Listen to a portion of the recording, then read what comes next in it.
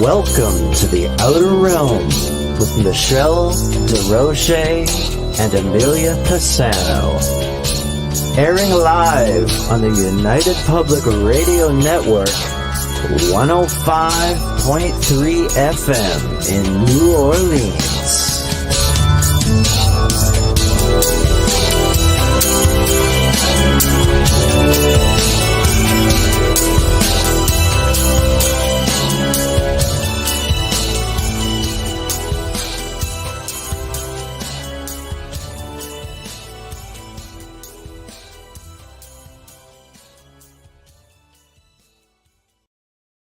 Good evening, everyone. Welcome to the Outer Realm. We are broadcasting live on the United Public Radio Network, UFO Paranormal Radio Network, 105.3 and 107.7 FM from New Orleans. We are fully sponsored by the amazing people over at Folgers Coffee, who have been a part of our journey since, I would say probably about 4 years now. My soundboard's just doing some weird stuff. Anyway, back on track. Oh, God. So, big thank you to Folgers Coffee, and big thank you to Justin Snicker, aka Dr. Snick, the Sonic Surgeon, for his contribution of his time, his music, and his voice for the intro that you just heard. He's an award-winning composer of Halloween horror, sci-fi, and dark wave electronic music, which can be found on all your favorite music streaming platforms. Thank you. Anyway, also, thank you to Steve McGinnis, the artist behind the banners and logos here at the show. Had to catch my breath. And, yes, find him on Instagram, find him on Facebook, also specializes in the horror genre, does great commission pieces. We love him. So, just saying. You'll see tonight, my special guest host is Preston Dennett. And welcome, Preston. It's always fun having you around. Thanks, and Michelle. And you're a co-host in the back. Just Yeah. doing her thing. So tonight is a treat. We have a returning guest who we haven't had on in a really long time, and we're grateful that he has come back. He is Stephen Bassett, UFO disclosure activist, executive director of Paradigm Research Group, or PRG, as many people know him, which was founded in 1996.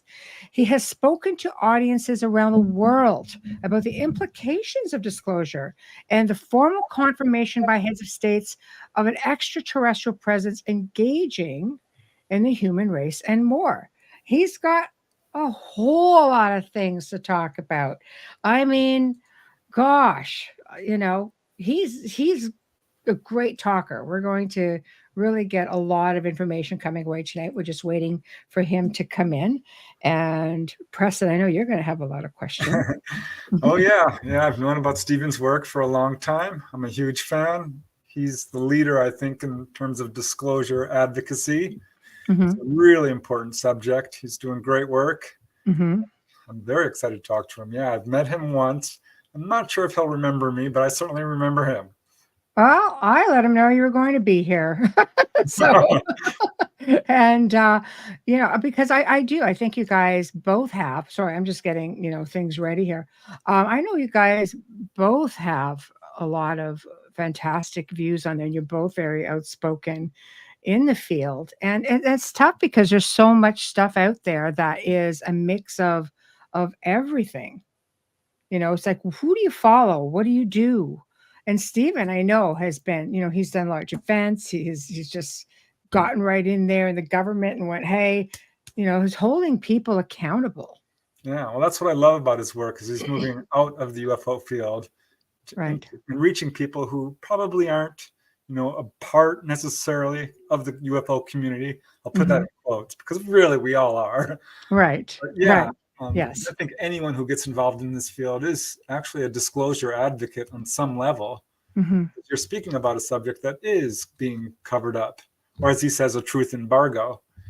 And that's why I think this is a really exciting evening. Yes. It is an important subject. And Steve is exciting. I know. He's got great things to say. And I agree with you. There's just a lot of stuff that, let's face it, things have been suppressed from us, need to know basis. Obviously, people don't feel we need to know. And it's been kept from us for a very long time. And it didn't start out that way. I mean, how many times have you and I had conversations about, the ancients? There's stuff all over the darn world that shows they were here. And all of a sudden, no, nobody wants to talk about it. But without further ado, our special guest, Stephen Bassett. Oh, hello. Sorry. Bad moment. Oh, can't hear you. Oh, hang on. Oh, Your volume is very low. there we go. Yeah, very, very low. Just a second. Okay. We can barely hear you, but not quite there. Yeah, probably just have to turn up the mic. So while, Default AMC. yeah, it's very, very low. So it might just be a volume on your microphone. I'm sure it is. One moment. There we go. I'm traveling. Got you. What, Oh, is that I better? see. Yeah, Much hear you better. now. We've got Yep. you. Yes, thank you. And welcome. Welcome. Traveling, so I don't have my top of the line equipment right now. Forgive me. Right. But All we need that's is you, Stephen. All we need is you. So hi, Preston. Good to see you again. Yeah, you too. we have been waiting for this because I can't tell you. I mean, it's been a long time since you've been on. I think you were on with Darcy Weir many, many years ago. And, we're trying to bring back fan favorites, as I say. And there's a lot going on. A lot has changed between then and now. So where would you like to start with all of this? Because I know. And the stage is yours. You've got it for like 2 hours if you want it. So where are you at right now with everything? With disclosure, have you made any headway, leaps and bounds or inches? Yeah. How can I put this succinctly? We're practically there. I mean, we've been at this now for 77 years. Mhm. That's a long time, though not particularly long in terms of major activist movements of the 20th century. If you look at most of them, they took a long time. Governments do not give up their secrets or their power easily. This was an unusual activist movement. Nothing like it has ever happened, I think, ever, where every year more and more people know something is true, but the government just continues to deny it year after year after year. It's the emperor's new clothes in reverse. In that fable, the emperor was naked, but all the town people were told that to act as if the emperor had some wonderful clothes on. This is the reverse of that. The emperor is, in fact, got a full set of clothes on, but everybody in town is told to act as if the emperor is naked. Right? There's nothing there, and so you're advocating against something which the authorities say doesn't even exist. They're not saying, "Oh, yeah, that's true," but we're not going to do that. Right? The United States government never argued that there was no racism in the country as the civil rights movement moved forward, and that would have made it a lot harder. I mean, literally, it's an official policy of the government and the universities and all the intellectuals saying, "No, there's no racism." Would have made it a lot harder. Well, that's what we're dealing with. So it's been an interesting 77 years, exactly the full span of my lifetime. I was born 6.5 months after Hiroshima, Hiroshima bomb, or the Hiroshima and Nagasaki bombs, as a result of my father getting mustered out of the Pacific because the war ended because of those bombs. And then I was, I say born, I'm sorry, conceived 6.5 months after that. I was born. Too much information, I know. No, I it's was okay. born. You're amongst friends. And then I was born 6.5 months before Roswell. And so my entire life is, in fact, followed this extraordinary 77-year history. Right. You were meant to do this. After all this time, we are right at the threshold. It's like 1964, and the word is starting to get around that there's a chance that the Senate will pass the Civil Rights Act so that it can be signed by the president, and that it would be Johnson. But it wasn't a certainty. And so everybody was excited and everybody was thinking about this. And there was a lot of discussions, I'm sure, about what would they, what won't they, and heavy, deep politics. Because from the standpoint of the southern states, this is a big deal. And from the standpoint of many citizens, it was a big deal, controversial, plenty of pushback. And ultimately, it was signed, 1964. Now, that's where we Haven't are our now. governments now admitted that there is validity to this phenomena? I mean, they basically said UFOs, UAPs are real, but they're not saying what they are. Depends on who you mean by what you mean by they. Where we are now is that quite a very large number of individuals with substantial rank and station, careers and what have you, classification status, have simply stated there's non-human intelligence here. So that's pretty much out at a level we've never seen. And that's been accumulating for several years now, going all the way back to, 2016, when the To the Stars Academy, I think, was already formed or in the process of being formed. This was in May of 2016. And I think the To the Stars Academy had intention of actually launching right after Hillary Clinton was elected, sometime in the transition period. I've said this many times. I've never been corrected. Robert Bigelow, who was attached to that story, because as you know, part of the story was the ATIP program. And we learned that Bigelow eventually was received some of the funding went to him as part of the research of ATIP, because ATIP was kind of a throwback to NIDS and the Skinwalker Ranch and what have you. And then we also learned that it was Bigelow that helped to persuade Senator Reid to make this move and ask the Pentagon to do this study, to do something like this and help raise the money for it. Bigelow went on 60 Minutes in May and told Laura Logan flat out, there's terrestrial presence. And when she asked him if, well, aren't you afraid people will think you're crazy or something? I don't give a damn. And then she asked him again. I mean, and he said, yeah, true. So that was May 2016. So, but things don't really get started, of course, until the To the Stars Academy comes out in October. I think 22nd. I think it was 22nd of October. Might have been the 11th. And then followed 2 months later by the New York Times articles. And then the final phase of the history of the truth embargo, this interesting episode, gets well underway and proceeds apace for 7 solid years. The first 2 years was interesting. There was a lot of information being passed around, a lot of stuff on social media. Luis Elizondo was out giving interviews. There was a series on the History Channel called Unidentified. But then they really started getting underway 2 years in, which is 2020, when we believe, possibly in 2019, when Christopher Mellon started leading the witnesses up to the Hill, starting to be the key figure who was presenting witnesses to members of Congress, members of key committees like the Intel Committee, maybe Armed Services, House, and Senate. And he was the perfect person to do that, given his background in Intel, Senate, DIA, all that stuff. I'm not done DIA, but as part of the Department of Defense Intelligence and also the Senate Intelligence. And so at that point, members of Congress are getting direct private briefings from witnesses. Why? In order to prepare for hearings. That's what you do.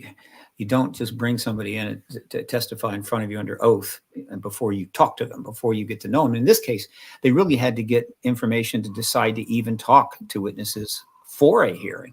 And so this learning process goes on all through the end of 19 and 2020 and so forth. And so that, and has continued to go on now for over almost 5 years.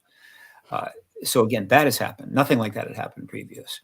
And then, of course, in 2020, because of these briefings and because of statements being made by various people, the thing was getting out more and more and more. It reached a critical threshold. And that threshold took place when Marco Rubio put some UAP bill, I guess you could say, UAP language into the 2021 National Defense Authorization Act. It was a limited bill, but nevertheless, it addressed the issue. It was the first time in American history that any legislation was done related to. What do you suppose, encouraged him to do that? Just the pressure of all. What do you suppose encouraged Marco Rubio to actually take a step forward with this when no one else had for so many years. Well, principally because he was getting briefed. He wasn't the only one. I think Mellon was introducing witnesses of various levels of significance to every member of the Intel committee. There's 17, 9 Dems, 8 Republicans. So he was getting personal meetings with these people as well as others. He was aware of that. There's also been a great deal of media coverage since 2017. I mean, it was just pouring out. I can show you that. Let me take a moment and do that. I'm getting really good at sharing stuff. Here's a share. Here we go. I love sharing. It just makes me feel so tech. Yeah. Excellent. It's definitely going into the mainstream very quickly now. So here we go. Faster and faster at this. All right. What you have here is Paradigm Research Group's homepage, my main site. And that's going to be dramatically changed soon. And I'll tell you why later. But then under resources on my site over here is the Print Media Archive. And the Print Media Archive is a project I started back in 2006. And essentially what I started doing was linking to articles on the internet regarding UAP, ET, whatever, that I considered to be appropriate. And they needed to be relatively high-level publications. It wasn't just very small fringe stuff. It needed to be legitimate professional journalism.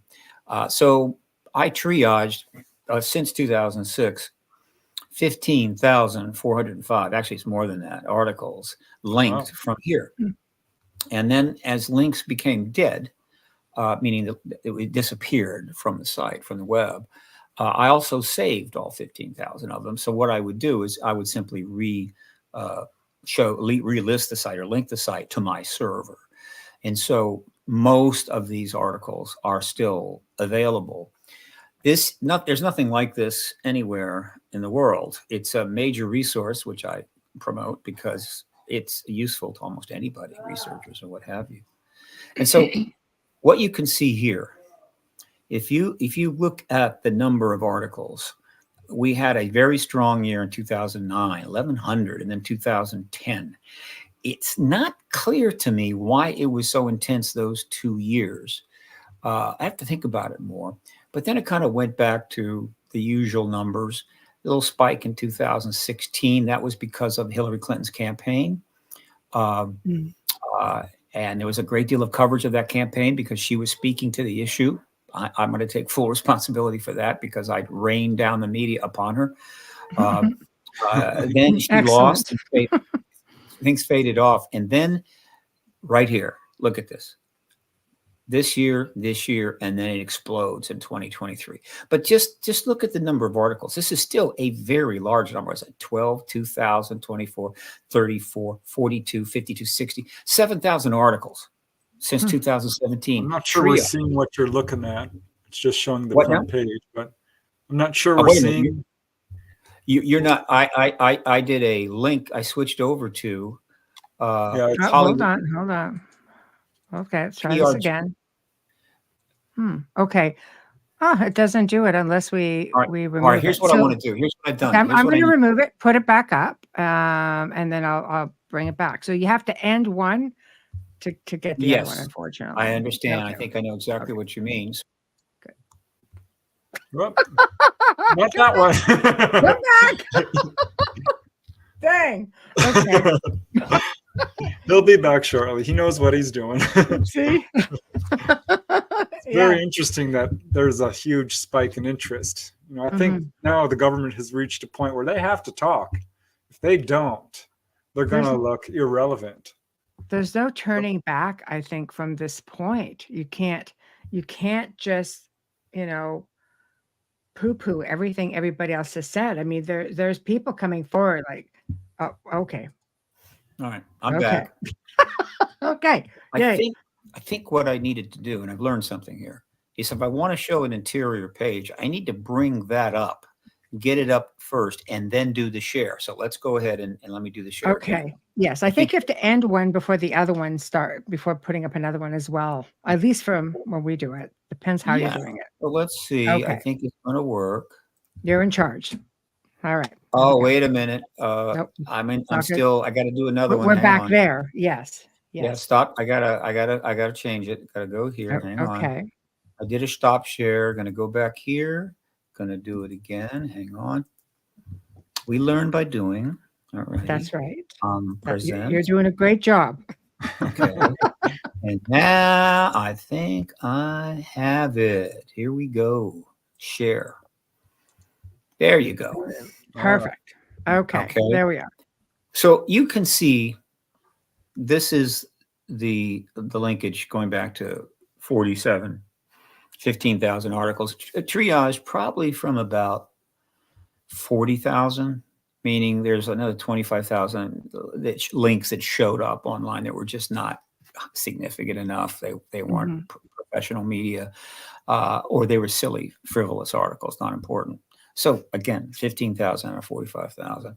And between 17, well, actually, it was the end of 17, but between 17, which was an interesting year, because it followed well, let's go back to 16. The reason there was 1,000 articles linked in 2016 was because of all the interest in the subject during the Clinton campaign. She was bringing it up repeatedly. So was John Podesta and her husband. And so essentially it generated a lot of media. Over 400 articles referred to Hillary Clinton or the Clinton team in one way or another with respect to the ET issue. And I thought that was prelude to something major, meaning I thought she was going to disclose. She lost.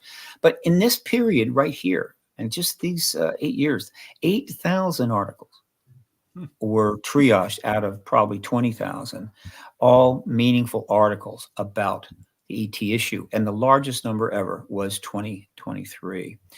And so all of this media coverage, which is meaningful, and if you go back and read it, for instance, in 2023, there were 22 articles in the New York Times. Most people don't know that. But if you were to go there and do a word search on New York Times, just on that page, boom, you could go find every one of them, 22 articles. And so when you ask the question, why did Marco Rubio do what he did? It was the combination of years of media coverage, witnesses being brought up to testify, and the issue maturing further and further until it was appropriate for him to put that legislation in. And so that was a major event, first legislation in history. It was modest, generated a report that was supposed to be delivered by June 25th of 2021. That helped to generate a lot of media, because if you want the media to cover something, give them a date that something is going to happen so that they can anticipate it, and they'll just cover it like crazy. And they did. And it generated over 1,000 articles in 2021. And then, of course, Gillibrand followed with a new tranche of legislation in 2021, also in the NDAA. Notable, and this isn't just some standalone bill that some member of Congress wants to do. It is, in fact, the National Defense Appropriations Act, one of the most important bills passed every year. And so you've got UAP language in the National Defense Bill. And then in the third year, essentially, Mark Warner sponsored the third tranche of legislation, all right, which was significant. It took the measure further, added witness protections and so forth. All of this is easily to find. I have them linked on my site. And then, of course, in 2023, things really went boom. So the reason we're so close is the accumulation of 77 years of citizen activism, journalism, documentaries, witnesses, and so forth, followed by 7 years of intense engagement in the public arena, in which it went political, huge media coverage. And that is why we are virtually at the door of disclosure right now. I mean, we are practically there. And then I'll elaborate on that. So we can just come on back to regular. You can take that. Well, no, let me just do this. You can take it down. Yeah, just stop screen, and then you are completely in control. But let me see if I can scroll it, though. I think I can scroll it. 1 second. Let me do this. Go here. Yeah, you're Just on want the to site. give you a sense of this page. How impressive it is. I'm going to go. Where is it? Okay, I think it is this one. Okay, have I got it? Okay. Can you see the scroll? Oh, there Yes. we go. Yeah. Perfect. Okay. Yes. Well, this is just through August of 2024, right? Wow. Right. And you can see Substantial. News Nation has become a major entity in this. News Nation is a very legitimate entity, heavily funded by a very significant company trying to position itself halfway between CNN and Fox News. And it's done tremendous coverage. So is the Debrief. All right. Huge coverage in the UK. All the papers there cover this relentlessly. The UK people get constant stream of information, even though their government's not really doing anything. And so it just goes on and on and on and on. And I assure you, this was not the case back in the 60s or 70s. And there's for every 100 of these articles, one, and I put them up, is a debunking piece. One is a ridicule piece. Maybe one or two most in 100 articles. I think it's less than one, actually.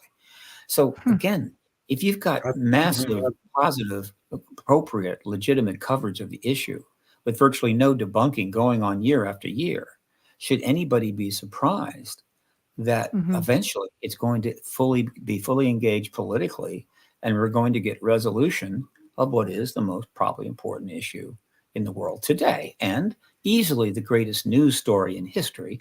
And let's face it, media, whether it's print or whether it's electronic, their whole game is to break major stories, to get eyeballs, to win Pulitzer Prizes. And this is the greatest news story of all time. And while they have gone along with the truth embargo for most of the 77 years, did anybody inside the Pentagon think that would go on forever? That they would just continue to let this slide? I don't think so. So that just gives you a sense of answering your question as well. Why now? Okay. Well, what does disclosure look like? I mean, what's the goal of it? Just to have the sitting government say this is real, or get the Roswell craft in a museum? I mean, what is the end game here? Well, the end game is confirmation. There is a lot of confusion about this term, and I take full responsibility for it. There's two kinds of disclosure, small d and capital D. Small d disclosure has been around forever. It applies to, obviously, anything where you have the revealing of information, the disclosing of information. It's a big important. And disclosure has been going on I'd like to say disclosure started when I think it was Colonel Blanchard allowed Walter Haut to put out that press release that they'd found a saucer. They actually said they that hadn't retracted that. Just cut it out and not retracted. It would have been a different world. That was a pretty significant piece of disclosure, wasn't it? Yeah. So since then, we have been in small disclosure mode with information coming out every single year, mostly from the public, but over the years, a lot from the government, from freedom of information. You have astronauts as well. You have MacArthur. I mean, you've got presidents who have come forward saying, doesn't any of this count? We don't care for the president. We don't care what you have to say. I mean, it all counts and it's all disclosure, small d disclosure. What Stephen Greer started his work in the late 1980s, primarily focused on CE5s, and eventually got meetings with the government and was doing some significant things. He had a lot of funding and he had the ability to do that. He called his project the Disclosure Project. But I'm pretty sure that in that sense, he was using the word in the term small d disclosure mode, meaning the revealing process, getting information out, and that's what he was doing. Perfectly fine. And disclosure, small d, will go on forever on this subject, right? Okay, so fine. So what happened? What happened is that I entered the field in '96 as an activist. I was able to get attention by being the first lobbyist that ever registered on this issue. Nobody else was insane enough to do it. There was no money and lots of ridicule, and no one was going to meet with me on the Hill. I had a few meetings, not much, but no one had done it. And so I did it to make a point, to plant a flag. It got me a lot of attention, including a huge article in the Washington Post, and that launched my career as an activist. I'm basically a disclosure activist. I've always been that. I've had one simple goal from the beginning: ending the truth embargo. But the term truth embargo didn't exist, and neither did capital D disclosure. So after about 4 years, it became increasingly clear to me that one of the things holding back a legitimate activist movement, because there really hadn't been, from 47 to 2000, but now from 47 to about the early 1990s, there really was no activist movement at all. What was going on? All these organizations were formed, like NICAP and NICAP, APRO, and MUFON, of course. And all the work was being, what was it about? It was all about proving. There was this endless effort to prove the truth of this matter by reviewing thousands of sightings and pointing out this and checking out this and checking out that and writing up articles. It was all about proving it, because they felt that if they could prove it, the government would go, oh, wow, it's true. Let's check our files and see what we know, you know? Right. And of course, it wasn't going to work. The government ignored it all. It just didn't matter. You if you were to drag a saucer into the parking lot of the DOD, they would rush out, cover it in a tarp, take it away, and tell everybody it never happened. And so this was tough. This was tough. People spent their whole lives, in some cases, researching this, with the government refusing to acknowledge it. So what was needed was a political activist movement, because this is a political issue. That's why I got into it. And so I realized that one of the reasons there wasn't an activist movement is that it wasn't properly defined as an activist movement, and there wasn't a prize. Every activist movement has got to have a very clear prize at the end, at least at the end of that particular era. In the case of the Civil Rights Act, it was clear. It was the civil rights. The Civil Rights Movement was the Civil Rights Act. Clearly, that's what it was. Probably one of the most defined prizes you can imagine in any activist movement was the women's suffrage movement.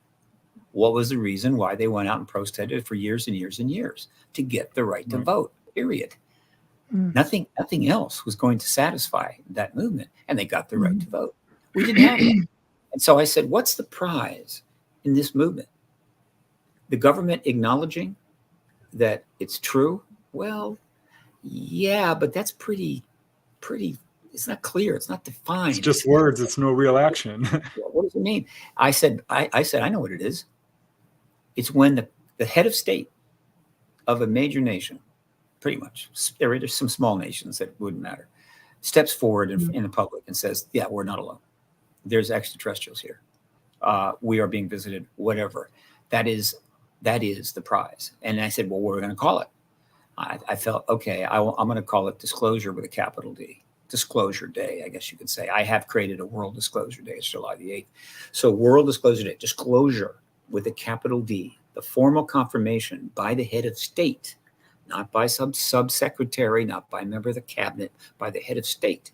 That is disclosure. And the moment that happens, which won't happen just out of nowhere, there'll be a good reason why that head of state does this. Every other major head of state will follow within days. It has to be a sitting head of state, though, right? Yes, sitting Paul head of state. Hellyer, one of the higher levels. He was retired, basically. He was retired, and he had never been prime minister. He had been essentially the head of defense. So I call that disclosure with a capital D. Now, obviously, that has been confused over the years constantly. I get it. It's okay. But, I don't mind it too much, because these little controversies of what is disclosure, what does it mean, just helps to elevate the term, right? And guess what? It got so well elevated that in the seminal bill submitted by Schumer in 2023, it was called the UAP Disclosure Act. And I don't think he had small d disclosure. I think, well, in a sense, he did. In other words, this was the act that was going to formally allow and in an orderly process, the government to, quote, small d disclose everything. Ultimately, it might take years, but they would get it all out. We'd be seeing stuff coming forward almost immediately. And we would be essentially on the other side of the truth embargo, because Schumer almost certainly knows that if that act is passed, and a couple of major hearings take place, actually only need one, there have been several, then almost certainly the president will disclose. So you get the act, you get disclosure, you get a hearing, the act, disclosure. And so the capital D disclosure, the confirmation event, takes place. And then that act will facilitate the small d disclosure, ultimately, of everything the government has ever known, every document, every piece of technology, all science derivatives and so forth, will be disclosed to the American people and the world. Just the most incredible event in human history, the biggest paradigm shift in all time. Just it doesn't get. It's the ultimate historical Super Bowl. Do you think we'll see everything? I mean, how much will really I'd be be? surprised. Yeah, I'd be surprised if they let everything go. But to We me, will- anything that we don't have is a win, right? we will get everything, but we won't get it all at once. They're going to bring out an enormous amount of information, but they're going to hold back some. And if you read the bill, either the first one that was submitted or the second one, which is essentially the same exact bill, when you read that bill, it describes the entire process. It's orderly. It's designed to be safe. It doesn't want to violate national security, so it sets up a presidential or a UFO review board with high-level appointees who make the decision, okay, this goes forward or this gets held back for a while. And they just go through everything that way. And so there's a stream of stuff coming forward and some things being held back. And the things will be held back for various reasons. But the bill requires that you have to give why. You have to give a summary of why. And you actually have a record and you have to report back. And so when you read the bill, it's clearly designed that everything, I mean everything, will come forward. Now, I think that the writers of the bill, which are Rounds and Schumer, and maybe a couple of others, they may have their idea of how many years it will take for it all to get out.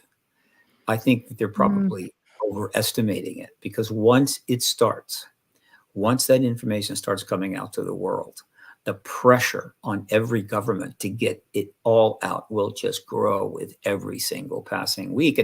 And because the government has finally admitted it's all true, they can't simply ignore that pressure. And so it will probably all get out a lot sooner than they would like. And by the way, I'm confident still that before it is all out, well, quite a bit is out, we're actually going to be in formal open contact with extraterrestrials. So the That's what I was details going to won't be. ask you. Do you think the United States is one of the last to do it? So many countries through the last, I would say, 5 years or so have come out with little snippets. I think Russia was like all over it, giving out, some of the records and experiences from their Air Force, some of their scientists. I mean, there's a lot of stuff that's documented. I think Brazil has always been, just tell us what you see. Mexico's been pretty open too. Chile. Mexico, France was meh, but they encourage people to, yes, tell us your experiences. Canada was with the US. I mean, they were sort of probably only in the last, couple of years or so where they started leaking out little stuff. But the United States, of course, being the superpower, is thinking, no, we're going to hold off as long as we can. Do you think they're in a way watching what everybody else does and seeing where the boundaries are and what they should say and not say? Well, first of all, the United States has actually released a tremendous amount of material. Okay. Most people don't know this, but if you look, that's why you're here. Yes. The CIA released a substantial tranche of documents that kind of referred to this. The FBI released a substantial tranche of documents. A lot of FOIA recourse have been FOIA submissions have been reported too. Just ask John Greenwald. I think he has 1 million documents in his black vault now. And of course, there have been statements. So it's not as if they've been able to keep it totally bottled up. They haven't. Probably more has been released by our government than any other government. However, when any other government does release something, we take note. It was always notable that Russia seemed to be relatively chill on this subject, and scientists were allowed to do some work, though it depended upon which era you were talking about. But it wasn't for them a major problem. Now, I think that is clamped down. I actually went to Russia and talked with 6 different groups about this, and I had no trouble, and I was able to leave the country. Though I wasn't positive I could leave the country. Right. I've done work, Peru, Ecuador, but none of it is disclosure. No head of state has ever publicly acknowledged the extraterrestrial presence. Not even Gary, the prime minister, I think that was his title, of Grenada, when he was being the focal point for some efforts in 78 to get the UN involved. And of course, the Secretary General of the UN has not done it. The Pope has not done it. No figure at that level has ever confirmed the ET presence. Such is the nature of this truth embargo and its success. But that is about to end. And when the confirmation comes, formal, from the head of state, which then opens all the doors. I mean, Edgar Mitchell said there was ETs here in 2009. Did that open the doors? No. Yes. Gary Nolan said it on television the other day. To come, did that? No, it didn't. And these are high-level people because the president is an important person. Yeah, Gord Cooper. So the president, that formalizes it. That basically sends a message to every element of government as well as the people that this issue is true. It's going to be dealt with. You have all kinds of expectations as citizens of the government to deal with it. And now off we go. Okay. And so, and Schumer knows this is where it's going. And the reason that he boldly put forward the UAP Disclosure Act in 2023 rather, for the 20-foot NDA, is because he, I think, was anticipating the possibility of disclosure happening under Biden relatively soon. Now let's go back to that period. This is one of the most significant few months in human history. Again, when you're in the middle of it and you're in the stream of things, you don't necessarily pick up on it. It's later that the historians come back and tell you, or tell you later on that, oh yeah, this was like unbelievable. And it is a period that starts on June the 5th of 2023. And yeah, 2023. And it is when everyone learned that something had been going on for about a year, but it had been tightly held. I mean, really tightly held. And that is an interview with Ross Coulthart was being prepared for some time, and an article was being prepared for some time, and they both hit on the same day. It was the article in the debrief about David Grush, written by Leslie Kean and Ralph Blumenthal. And of course, it was the interview with Australian journalist who now works for News Nation, Ross Coulthart, in which basically Grush, claiming to be a whistleblower, came forward and said, I told the government some time ago that we have non-human tech and non-human bodies, told to me by firsthand USAP people working on that technology. And essentially, I just simply got harassed. I was not treated well. This issue, it wasn't moved forward properly. I mean, that's not the issue. He wasn't treated well. What the government chooses to do with that is the government's business, not his. But he was harassed. He was damaged and became very frustrated. And so he comes forward and lays that out to Ross Coulthart. Well, boom. Okay, that was something that has never happened like that. It was a whole level, 2 or 3 levels above anything we've seen before. It was major. And of course, it directly depended upon how well Grush could hold up and his background credentials. And so that happened on June the 5th. Shortly thereafter, he comes under attack. Sean Kirkpatrick wrote a nasty letter about him. Somebody leaked his medical files. He was getting threats. His family was getting threats. This is what happens when you're a real whistleblower. All right. And so it's June the 5th, and everybody's extremely fired up, and we're expecting something to happen. What's it going to be? What's it going to be? There was plenty of press coverage, of course. He did, I think he did a video with one of his friends. It was kind of like a podcast that went out. But really, the government did not respond until June the 5th. It was the 12th. No. It was the 30. God, I can't remember. It was the 14th. Yeah, 14th of July. 35 days. Okay, I mean 30 some days later. Chuck Schumer, out of nowhere, suddenly gives an interview and says that he and Mike Rounds have completed the legislation for the 2024 NDAA. There'd be 2 tranches, right? And this would be the third 2021, actually 3 tranches rather. This was the 4th. And he announces this bill, and it is the full comprehensive bill. It's everything. It's the whole thing. There's no more dilly-dallying here. And I was stunned. I was listening to this, and I'm going, this is it. This is the bill you have to have. You don't need more than this for the president to disclose, should the president decide to do that. And as I'm listening to it, in the very end, he indicates something that literally took me out of my chair. The bill, among all the other things that he mentioned, would include eminent domain on the part of the government over the non-human tech and bodies that Grush was referring to in that interview, and anything else they have of an ET relation in the hands of any civilians or any civilian companies. And I said, holy mackerel, because I knew exactly what that meant.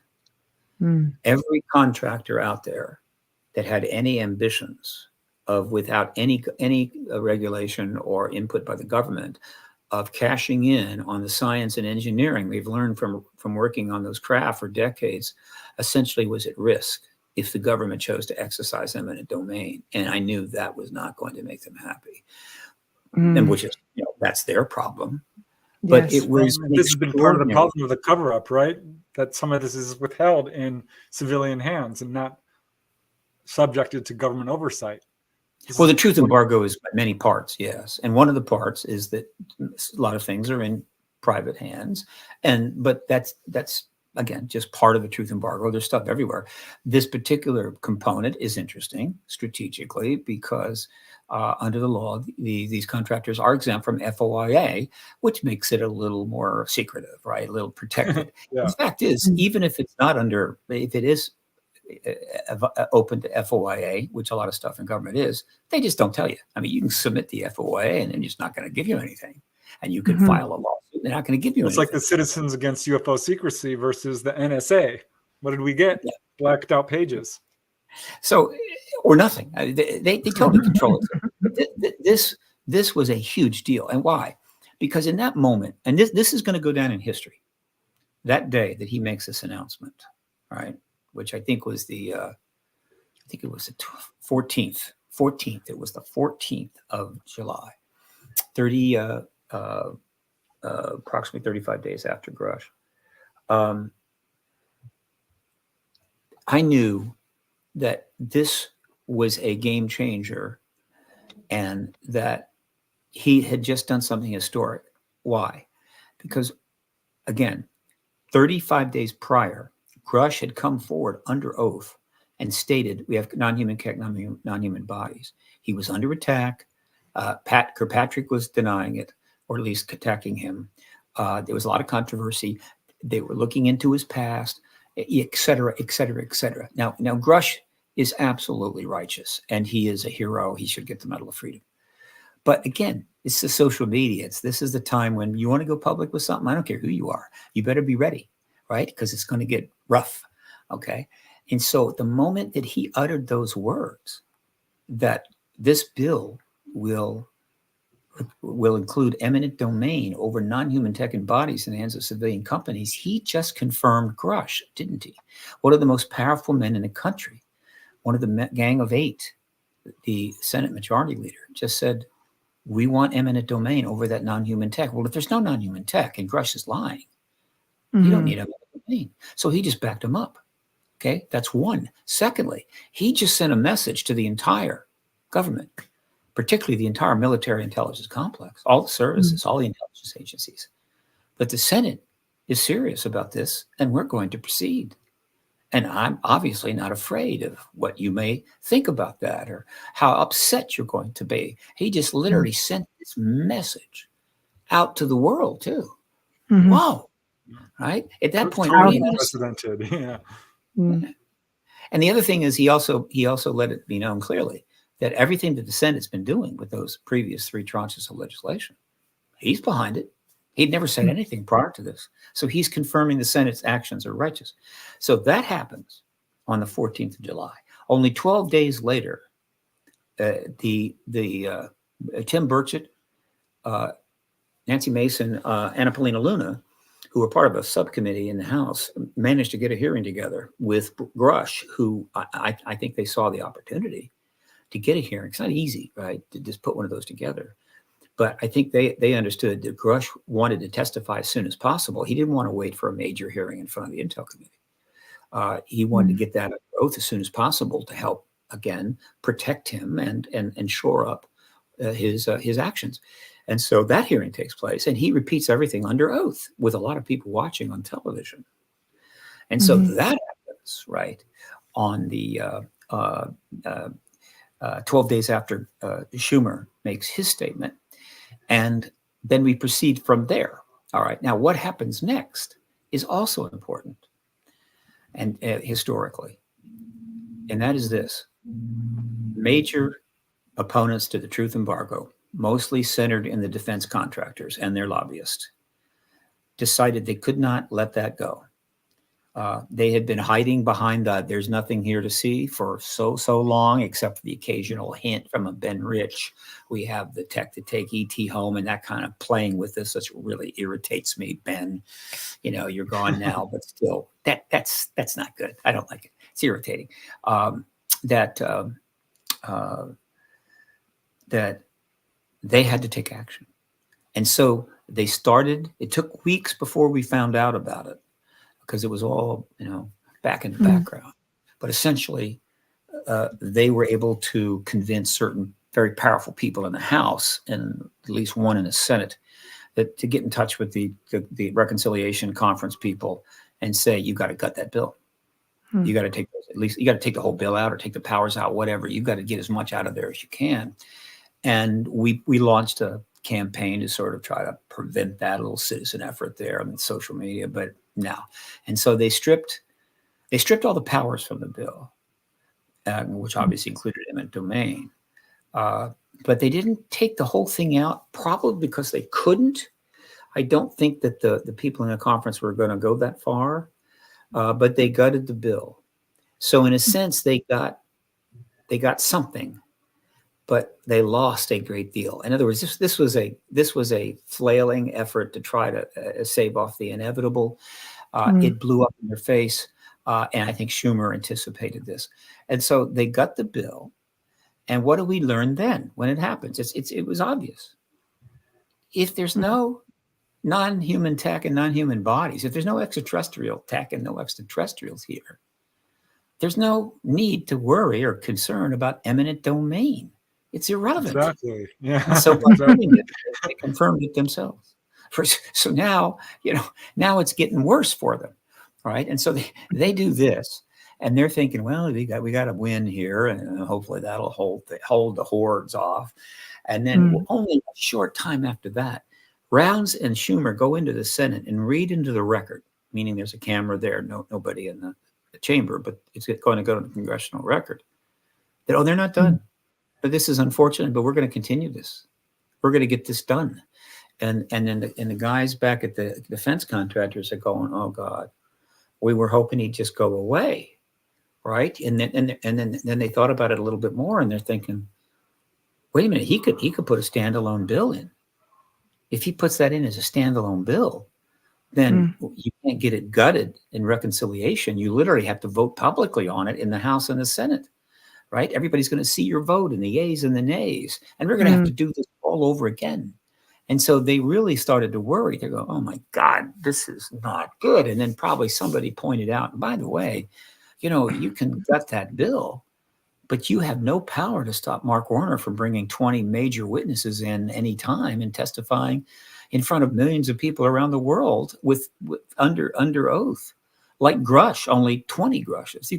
And they're going, oh, we may have screwed up here. And so they did something else, which only made it worse. Hail Mary pass, right? They're virtually lost the game. It's almost over. They got to throw a Hail Mary pass. And what they did was they phonied up the Arrow study report that was expected.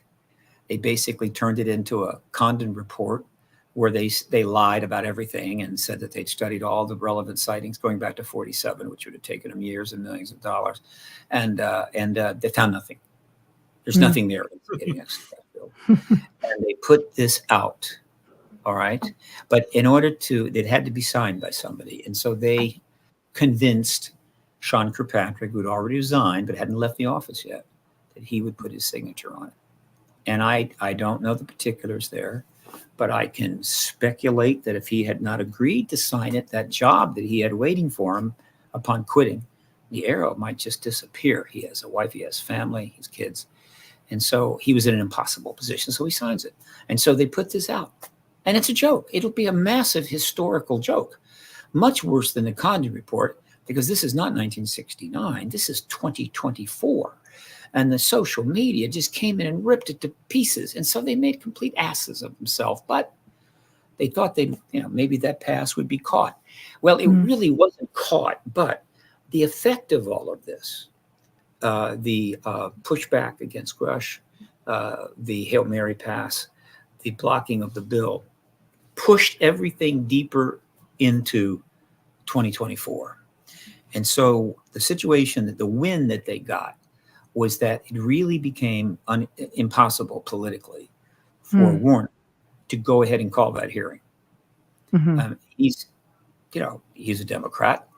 We have a presidential race that's considered pretty significant right now, and this will be the biggest hearing of all time. This will be a major thing, and he intellectually, maybe he'll explain himself someday, but I understand why. He said, "Dude, there's no way we can hold this hearing now.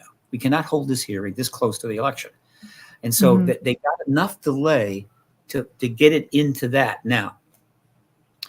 So where are we as of today, right? As of August 25. We're 44 days from the election, all right?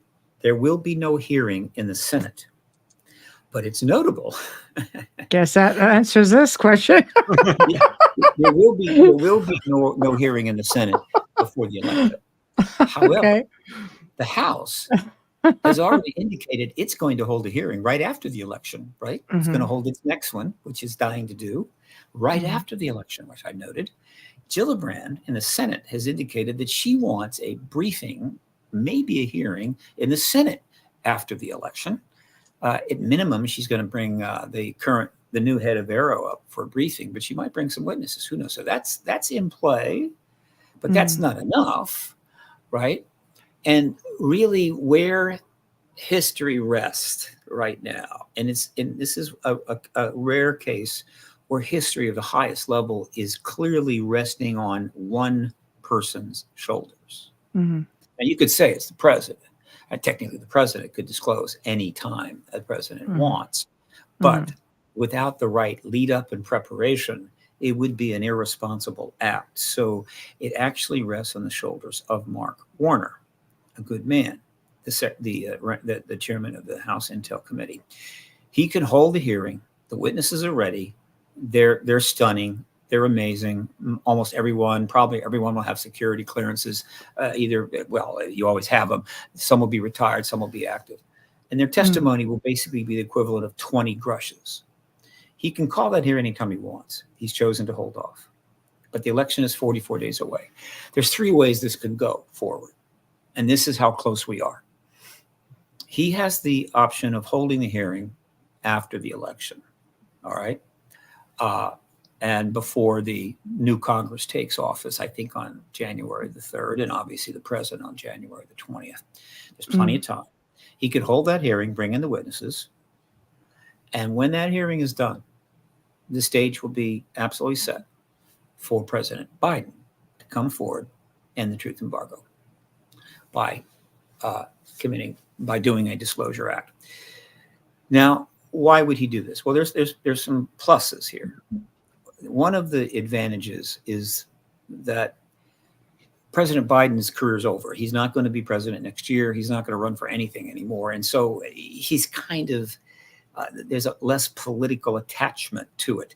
It's a wonderful legacy gift to him on the way out after many years of service. And that's a positive.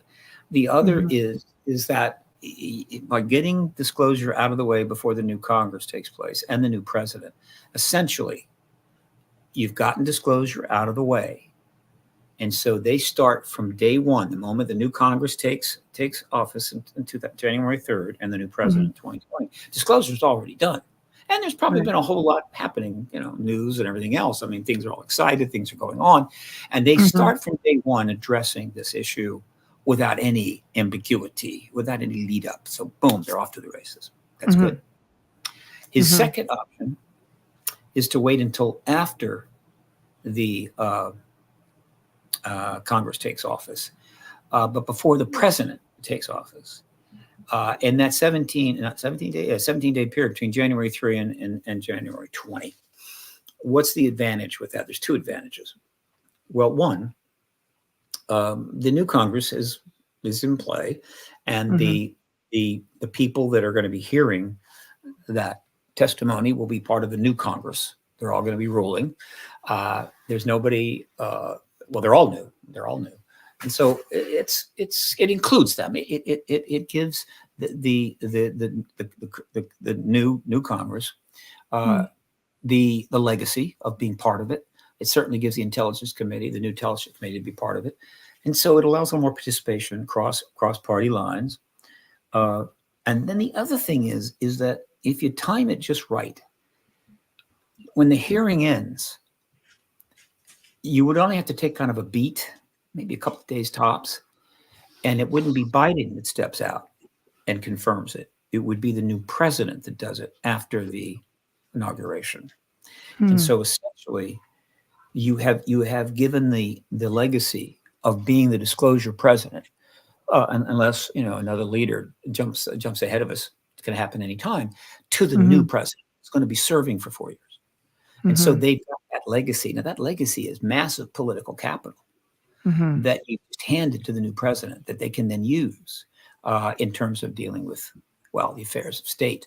And so that's a significant advantage. The third, it would be good on his part to do it. It would be the right side of history. Yeah. I mean, leave office with a bang. But isn't that kind of handing the new president a hot potato that they have to deal with now? Yeah, I was thinking. Being the new president is to getting a basket of hot potatoes. I mean, that's what That's one more, right? And if you don't want hot potatoes, you made a huge mistake. wrong word. Yeah. So that is the second option. The third option is to wait until after the new president is in office, and then hold the hearing then. Now, there's a little twist here, because if the Republicans take the Senate, it will be Mark Rubio who will be the chairman. And then in terms of those last two options, in that case, it's Rubio that has to decide whether to hold that hearing and give the legacy over to the new president. And that gets complicated, because if the new president is a Democrat, Rubio may be reluctant to do that. But I'll be honest with you, Mark Rubio is a pretty good guy, and he's into the issue. He's played his part. And I think ultimately this thing is so huge, so important, that he gets that. And so he would call the hearing, and if Harris wins, she would get that legacy. Or, quickly they can have Biden disclosed. Yes. Well, which option do you think is most likely then of these three? Yeah. So, the third option is the one. That third option is, I'm not crazy about it, and that's to hold it after the inauguration. In which case, obviously, the new president would be the disclosure president, and the new Congress would be dealing with it from the get-go. But I have a problem there, a worry, a concern. You'd be talking now about mid-February, which is October, November, December, January, February. It's almost 5 months. I don't know if we can make it to then. I'm serious. Sounds pretty dire. I don't know if we can make it to then. I mean, I don't know if we can make it to the end of the year. I'm simply saying that we can't get disclosure fast enough. I mean, I'd be happy if Warner called the hearing tomorrow, and we had the whole thing done, and President Biden confirmed it, even before the election. But I understand the demands of the election and everything else. But we are now in the most dangerous era that in my lifetime, and I watched the Cuban Missile Crisis on television. I watched the Berlin blockade on television. I've obviously watched the Vietnam War, where a whole lot of people were being killed and bombed just underneath the border of China. I've seen a lot of unpleasantness. Nothing like this. Dark We are days. in a place different than I'd seen. The Ukraine-Russia war is absolutely dynamite, and now Ukraine has invaded Russia. I'm not necessarily being critical here. I'm simply saying Russia. Which makes me want to ask, would they not put disclosure on the back burner? Like in their minds, like we have more pressing things, push it back even further. While the rest of us are like, no, we want to know. Is it just something else that's getting, obviously prioritized? Well, the fundamental basis for the truth embargo existing at all is that it is a national security issue. And we have been under the threat of nuclear war since the 50s. And that's a big deal. And so they once they arrived at the decision, I think internally, that disclosing the ET presence while we've got missiles pointed at each other from land, from airplanes and from the sea, you can't, unintended consequences. And plus there may be technology being studied and reverse engineered, possibly for weaponization. And so it has been a national security issue fundamentally from the get-go. All right. But at some point, and while they've done that, right, what we've done is gone through all these years, spent trillions on nuclear weapons and military activities and endless wars and so forth. So, one could wonder what would have happened if they'd actually told the truth. But at this point, it's the reverse. In other words, not getting it done is increasing the possibility that we'll have this nuclear war, as opposed to somehow keeping it secret longer because they're afraid it'll do what? Make things worse? You can't make things worse right now. And so when you have Russia being invaded for the first time since World War II, when you have Ukraine, and again, I'm not making judgments here, I'm just telling you what's what. When you have the Ukraine desperately wanting long-range missiles from the United States to send into Russia, right? In other words, to attack Russia at great distance with long missiles. When you have both Putin and several of his key people repeatedly saying that could trigger a nuclear war, when you hear stories out of Moscow, when one of his advisors says, why not go ahead and do a test nuke? In other words, drop a nuke in an area away from everybody in the Ukraine just to make the point. When you start learning about development of nuclear torpedoes that can travel hundreds of miles under the ocean, hypersonic missiles that can deliver almost a first strike. And all of that is going on. One of the ugliest, most awful breakouts of violence in the Middle East in my lifetime.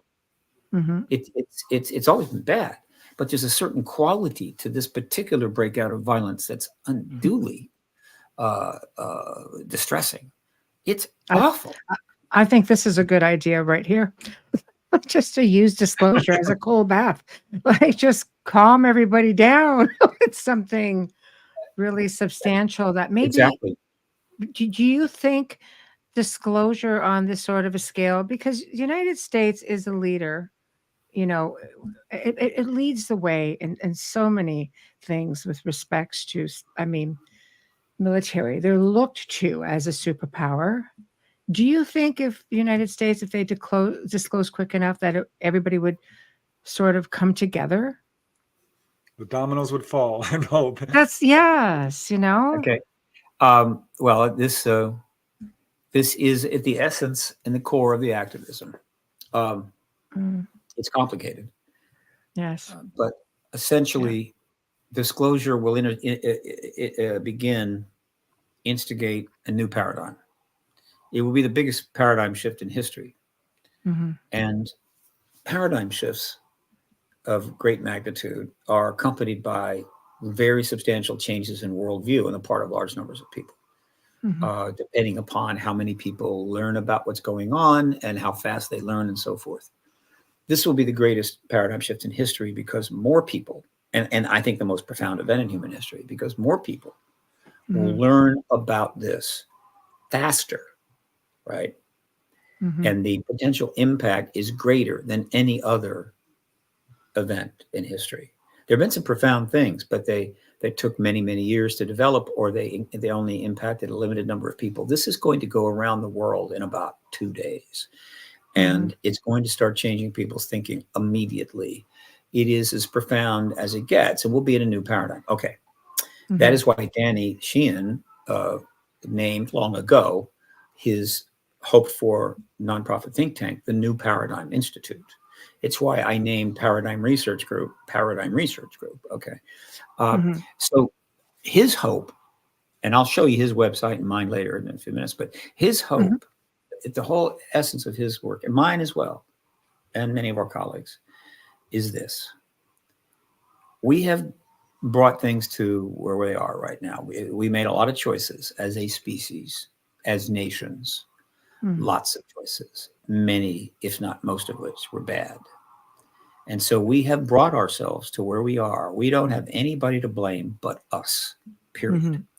And we have pushed the limits in every way. We pushed the limit on population. We pushed the limit on energy use. We pushed the limits on encroachment into the environment. We pushed the limit on countless species, the atmosphere, and so forth. We just absolutely pushed it to the max, where we're now facing, well, it's like It's not being sustainable. surrounded. Yeah, Mhm. it's like being Mhm. surrounded by 45, enemies coming at you from every direction. Mhm. Um, and there is a sense of doom, of hopelessness that is starting to spread. Mhm. The symptoms of this are everywhere, Mhm. and you hear smart people talking about this. There's a whole list of things that get mentioned from time to time in articles here and there that pretty much relate to the same thing. Mhm. That people are becoming essentially desperate in Mhm. that they don't see how we get out of this. And the consequences of some of our actions are making it harder to lead appropriate lives. Mhm. It's also resulting in mass starvation, uh, uh, Mhm. genocides, and everything else. So there's the amount of human suffering in the world right now, which, Mhm. unlike previous times, you can actually see in 4K or hear about on every single day. Mhm. There was a time when all the suffering in the world didn't matter; you wouldn't even know. Now But everybody no, knows. also in a big age of censorship, and I have to just take one quick minute to do a station and sponsor ID. Oh, For all of those of you who are tuning in right now, thank you to everyone in the chat room. You're completely amazing. You're listening to The Outer Realm on United Public Radio Network 105.3 and 107.7 FM. Our special guest tonight is Stephen Bassett. We are talking UAP disclosure on a really deep scale. So just keep the comments and questions coming. I'm pretty sure like Steve is answering quite a few as we're going along, which is fantastic. Big thank you to Folgers Coffee, who do sponsor our show tonight and every night. So thank you very much. We are live on Roku TV as well. There is no chat room there, but please bear in mind that we have 7 other chat rooms coming into this one lane on the board. So be patient with us, and I will highlight anything if it does not get addressed. So back to the show. Thank you, Stephen. The stage is yours. So again, I don't think I'm telling you anything you don't know, but Mhm. there's a sense of fatalism, a sense of despair Mm. amongst not just a few people, Mhm. hundreds of millions, if not billions of people, because they sort of realize, Mm. how are we going to get out of this mess? Mhm. It's a fair question. And I believe, and Danny Sheehan believes, and others, we have one way out and one way only, and that's Mhm. disclosure with a capital D. All right. Confirmation of the non-human intelligence. For A number of reasons, but the most important one is it will instigate a very massive worldwide view change where everyone to one degree or another, unless they're living in a cave or in a coma, they're going to reassess how they think about the world and what it means to be here and what it means to be human and what's important, what's not important. Some of these worldview changes in some people will be huge, some will be small, but the collective worldview change will be unprecedented. Nothing like this ever happened. Okay.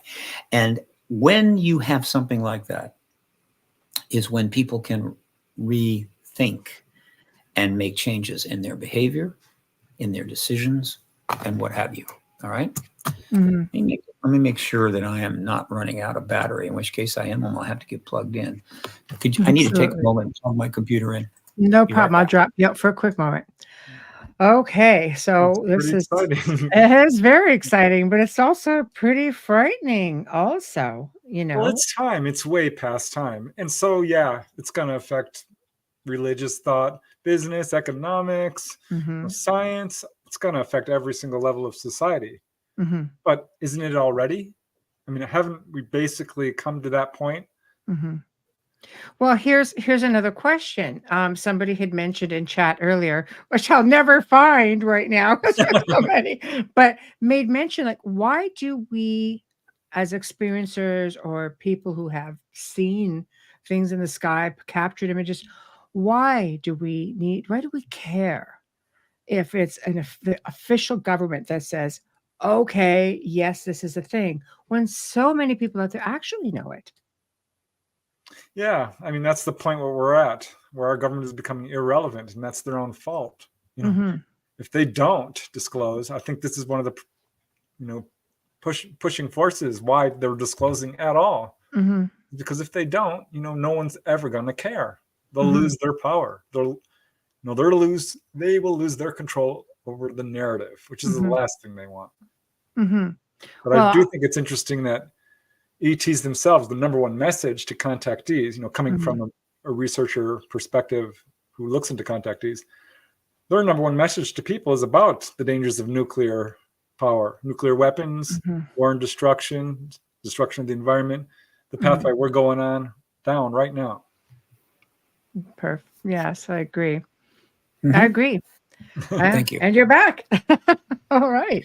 We were just saying that somebody had mentioned in the chat earlier, with everybody having so many experiences, I'm an experiencer. I mean, I know what I've seen. I've grown up around it. I've heard stories in my family about it. They've seen things. I've seen things. Why do we care? Why do we need the government to officially say, yes, this is a thing? And you were talking about the benefits of all of that before you had to drop out for a moment. Well, without disclosure, we're not going to find out what they've learned from these crash vehicles, the engineering, the science, breakthrough stuff. We're not going to find out about that. We're not going to have access to it. We're not going to be able to utilize it to address the human condition and so forth. And some of the things we're facing are unbelievably difficult. In fact, I don't see we're going to need some sort of technological breakthrough of enormous importance in order to do it. Are we seeing this technology in the skies right now, in your opinion? Like there is the possibility that we have the U.S., at least maybe another country, have probably just the U.S. figured out how to create an anti-gravitic craft. Not like the saucers, because we can't build those. I mean, those things are they're built in a way that's beyond understanding. They're just like extruded at it, whatever. But big flying triangle, something like that. We may have it. In which case, great. That means that anti-gravitic technology will be available post-disclosure. It will come out as part of the disclosure process. And some people may think, well, you just get to fly a lot faster. They don't realize anti-gravitic technology has enormous implications for us and could help solve enormous problems that we have. Okay? So there's that. But in terms of the worldview change, one contactee is just simply one person whose worldview has been changed because they've had contact with extraterrestrials. How many contactees are? I think there's millions. right? Yeah. With the Easily. majority probably having, suppressed memories. Mhm. I'm talking about a worldview change of 8 billion people, right? 8 billion people That's overnight. huge. Right? That's huge. And so so there is this worldview change factor. Now, of course, how we take advantage of it, right? When people are in a frame of mind, when they're open to new things and they see the world a little differently. Now the question is, how do you take advantage of that? What do you put before them? What actions do you take to then to create positive outcomes? And that's why you have organizations literally forming now Mm. that are basically post-disclosure organizations, all right? Meaning they're already setting up with the idea of, all right, we're going to be doing this and being active in the post-disclosure world, trying to then take that worldview change and turn it into real change, fix real problems, and get this earth back into a place where neither the people in it or the environment itself is under endless threat. And so that's one of the benefits. The second thing is non-trivial. And this is purely a speculation on my part, but it's not. It's based on looking at a lot of this for many years. The ETs have always been part of this from the beginning, and their ultimate intentions are not known. We know a lot about them. We know what they look like. We know how they take people. We know what they do to them when they're on the craft.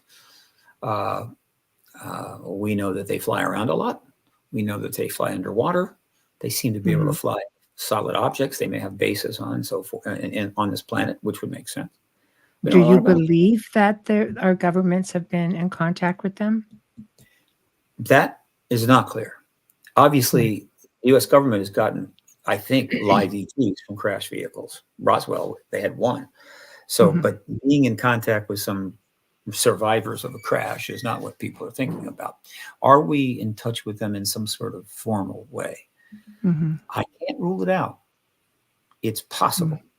And if it is, that is something we really need to know about. All right. That's a really powerful reason why we absolutely must have disclosure.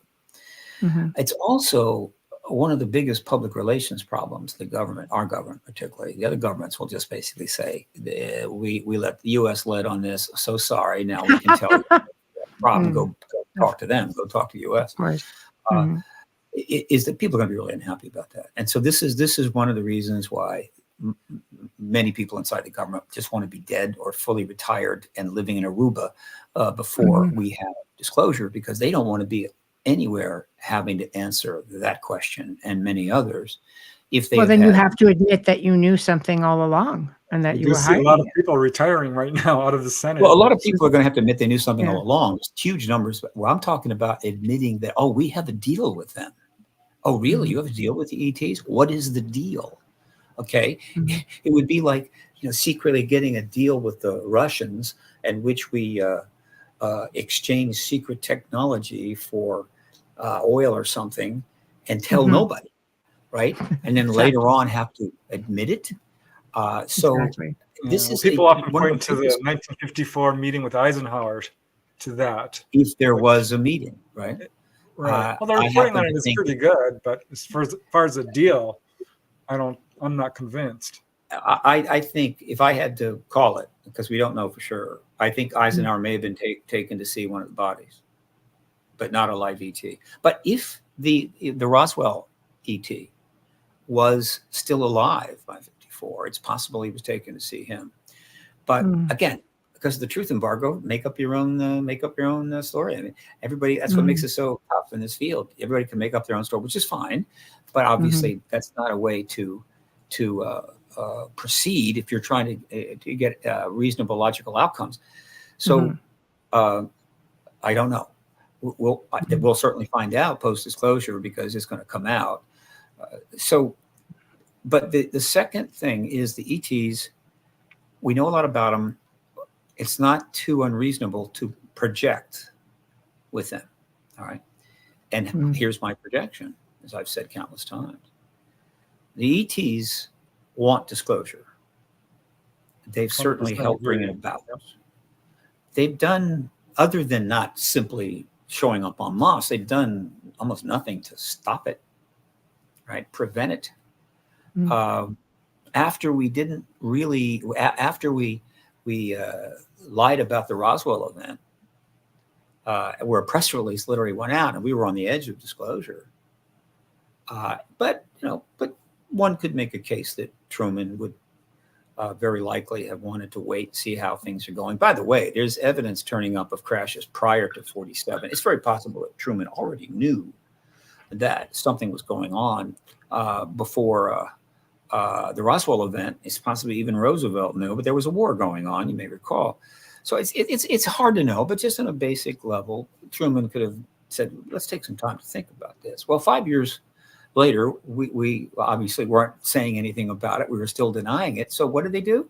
They flew all over Washington, D.C. They didn't go put a display over Philadelphia or Kansas City, over Washington, D.C., where everybody could see it. Unfortunately, people weren't walking around with cameras 24/7. And so whatever shots, film of it is gone. I think the government may have it or it's gone. But there have been recreations of this event, which obviously triggered the Robertson panel and everything else. So again, if you take it all in perspective, this is heading toward disclosure, worldwide confirmation. And what then? Are the ETs going to go home? Are they going to just somehow pull up from all their under bases and everything, close them all down, ship the stuff off in a U-Haul, and head on back to their star? Are they going to leave us? There's almost no logic to that. It's just simply not going to happen. That makes me. No, but there are some who will probably hear long before us. I think it would be, like, in my opinion, for what it's worth, I think it would be naive to think that we're the first species here on this planet. There have to be others here who were here before us. We're just the kids in the sandbox that don't know how to play nice, essentially. Well, I mean, you see traces of this all over the world in ancient technology, monuments. I mean, just look at some of the monuments across the world. You see traces of them everywhere. Here's my understanding. Okay. My understanding is that there was a whole range of Homo species competing for thousands upon thousands of years, and all of them fell off, but one, Homo sapiens sapiens, and that we have been around for about 250,000 years. And I think that one of the things that's been confusing is that there have been cataclysms without question. And one of them occurred about 11,500 years ago. And so whatever civilization was extant prior to that cataclysm, it was basically destroyed at that point. And then humans had to sort of start again. And we're starting to find some evidence for some civilization prior to that cataclysm. But naturally, the unknown factor of the pre-flood stuff has involved a lot of exotic thinking. But do I think there was, there's only been one Homo species here, and that's Homo. I mean, there is one advanced technological species, and it's Homo sapiens sapiens. All of our predecessors died off. We did not get into technology of any substance until after the flood, but there's probably some interesting things before the flood. Göbekli Tepe is absolute outstanding example of this. But with the idea that before the flood there was another kind of human, no. What there has been, though, is ETs here whenever they want. That's what I meant. Yes. Wherever they want, but not humans. Okay, they're ETs. No. And so, but whatever they've done in the past is, I'd love to find out about it. I hope they have some great YouTube videos to share about what they did. I want in on that too. Yeah. Cool. Right. But that's essentially the past. It's interesting. Well, here's my question then, because we've had displays of UFO activity since 1947 at unprecedented levels. They've been showing themselves to millions of people, essentially. But are you saying, if this is my understanding of what you're saying, is that disclosure would be a necessary prerequisite to open official contact? Exactly. Is that whether? And okay. Here's the difference. Again, I'm a big Ancient Alien fan. So, the gentleman that created, his name escapes me right now, I can't believe it, but created Ancient Aliens was a genius, and he did some amazing work. He wrote a lot of those shows. It's extraordinary. The ETs have been here whenever they want to, and in ancient times they were here, and they did whatever the hell they wanted to do, and we're trying to maybe sort out aspects of that. But again, if it's 3,000 years ago, and you've got ETs here, it's not hard to figure out how it goes. They're gods. As far as any human being, they're gods. Absolutely. And so they can come, they can go, they can do anything they want. And they're not going to be too concerned about how it's going to affect things. And that's cool. I mean, that's apparently something they do. Now, it might not be the same ETs here now. It could be another group, right? We don't know, right? So, but now is different. This is not ancient Egypt or Samaria. It is not ancient South America. We are a fully technological, spacefaring, globally connected civilization. We are essentially, in a way, at their level. Right? I say when at their level, we're in their club, right? Now, we're not the smartest people in the club. We're not the most advanced, but we are in that club. Right. We have the ability to destroy ourselves. We have the ability to completely disrupt the environment. None of the ancient peoples could do this. We ultimately will have the ability to go to stars if the technology is real, and I think it is.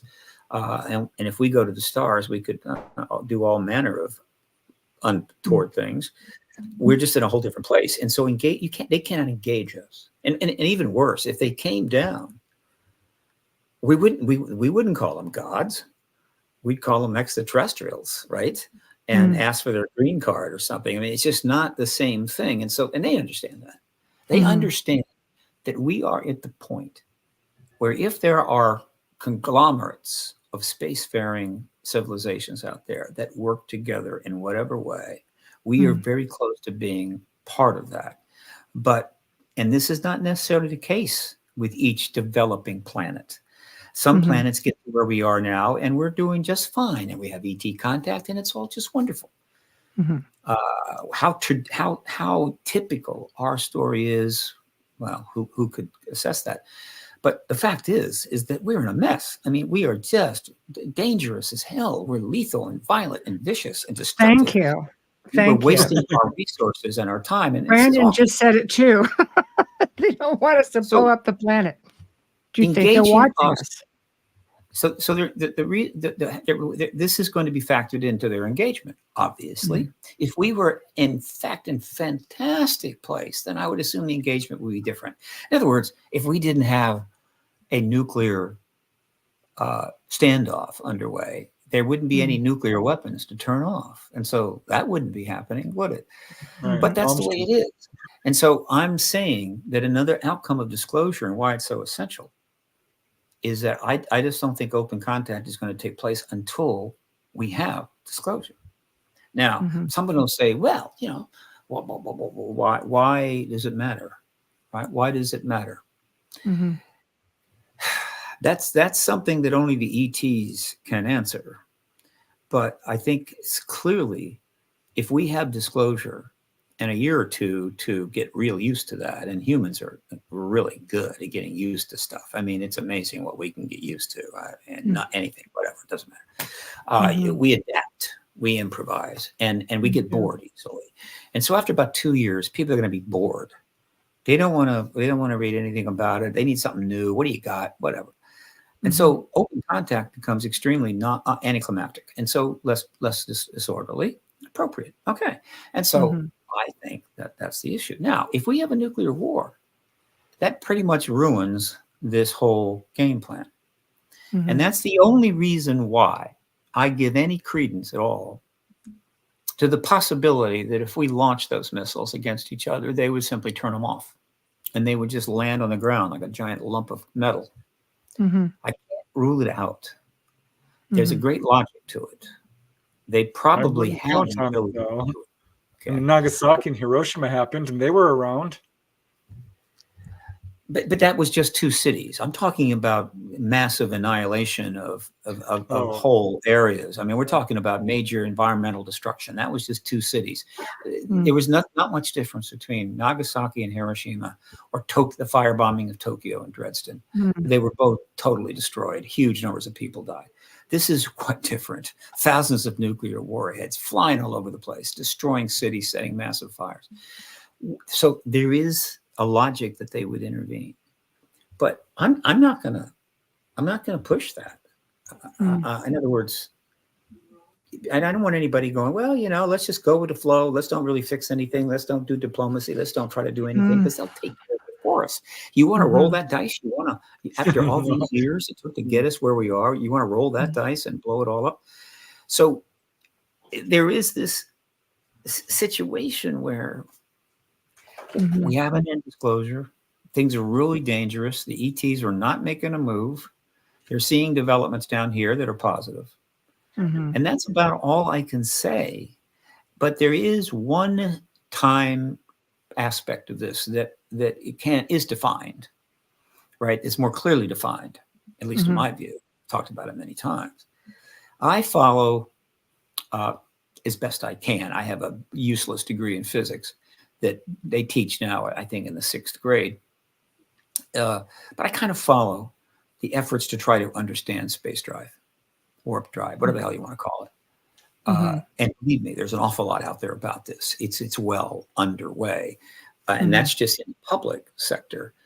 God knows how much work has been done in the secret world regarding solving the problem of interstellar travel. I believe it will be solved. Since I believe that, therefore, I have the following the following statement just drops right out of that, and it's not hard to get. I mean, it's common sense. If we build starships, meaning we can go from here to Alpha Centauri in a reasonable amount of time, are we going to weaponize those ships, or are we just going to go in peace? Well, there are civilian companies, like actual corporations doing them there, like Elon Musk and, Bezos. So the technology is definitely there. I mean, they've been more successful. They're building rockets. They're building rockets. Okay, I'm not aware that they're building interstellar craft. Well, no, not interstellar. We have always abused technology. That's what we do. Yeah. The interstellar craft is going to be built. Well, let me put it this way: they may be. If somebody is building an interstellar craft, it's not Bezos, or they're not rich enough. Right. This would be governmental. This would be government. But if we build such a craft, we're not going to send it out there without arming it. We're going to put nuclear weapons on it, whatever else we can. In all our science fiction, that's what we do. But it's what we do. There's no way, right? We'll do that. And we'll justify it. It's like, look, you got to play it safe. You got to be able to protect yourself.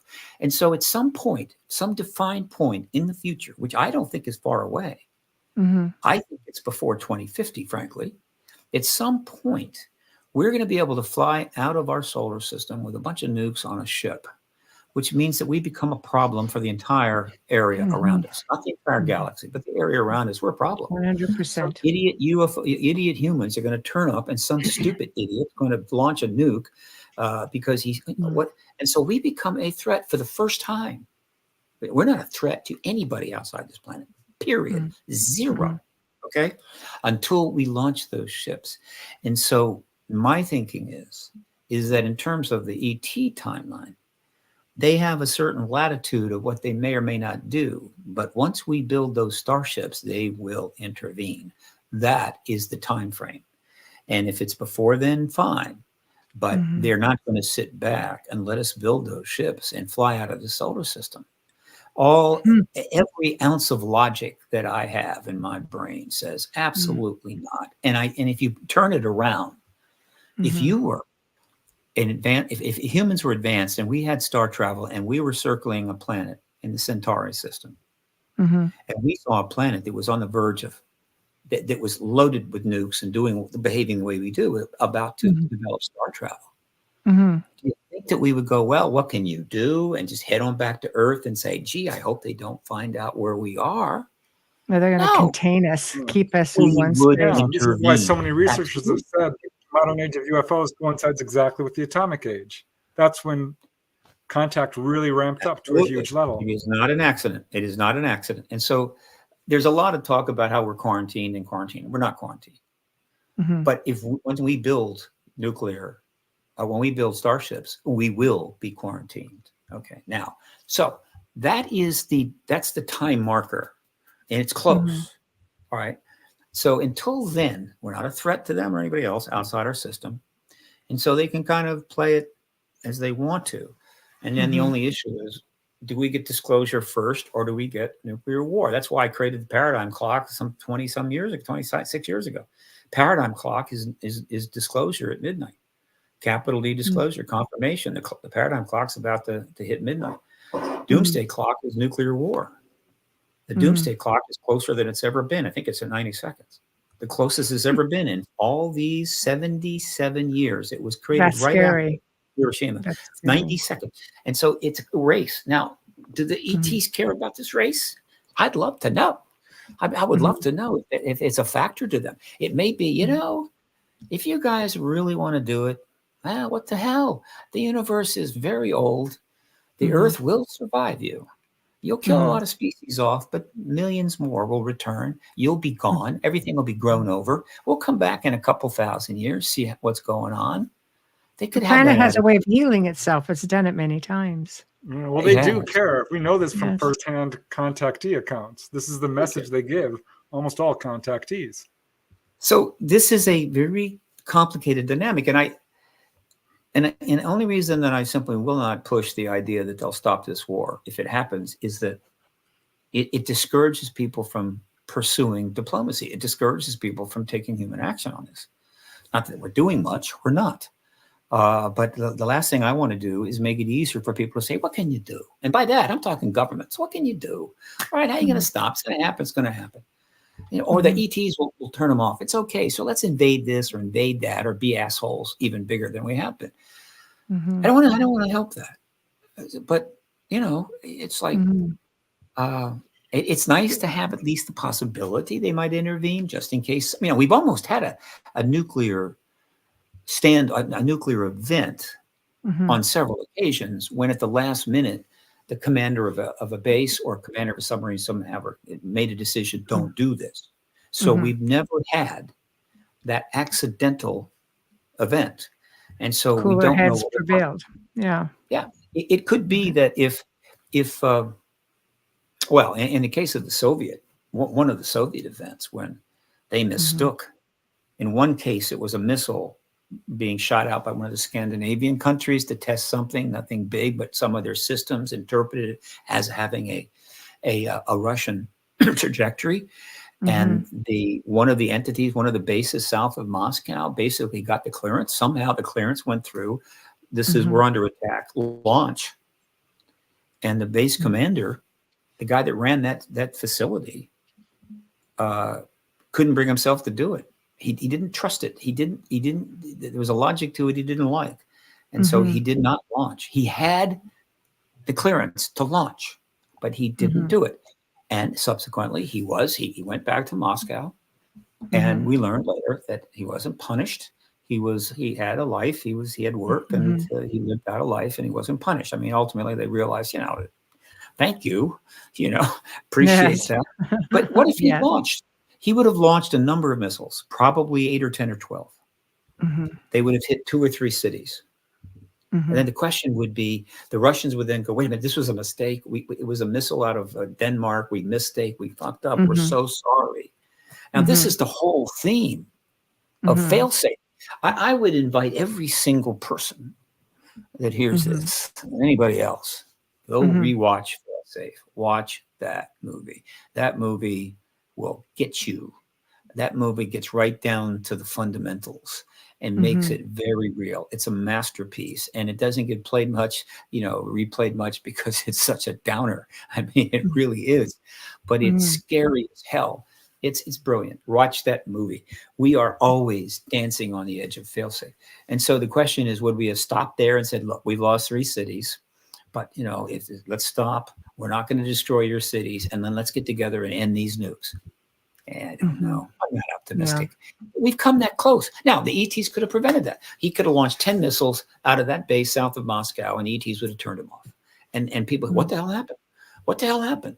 And then maybe at that point they would have disclosed themselves, like, you idiots. Jeez, we didn't think you'd do it, but you did it. So we turned them off, and now you're going to deal with us. Okay? We're going to see if we can help you get out of this mess, you crazy friggin' fools. I don't know. It's frightening.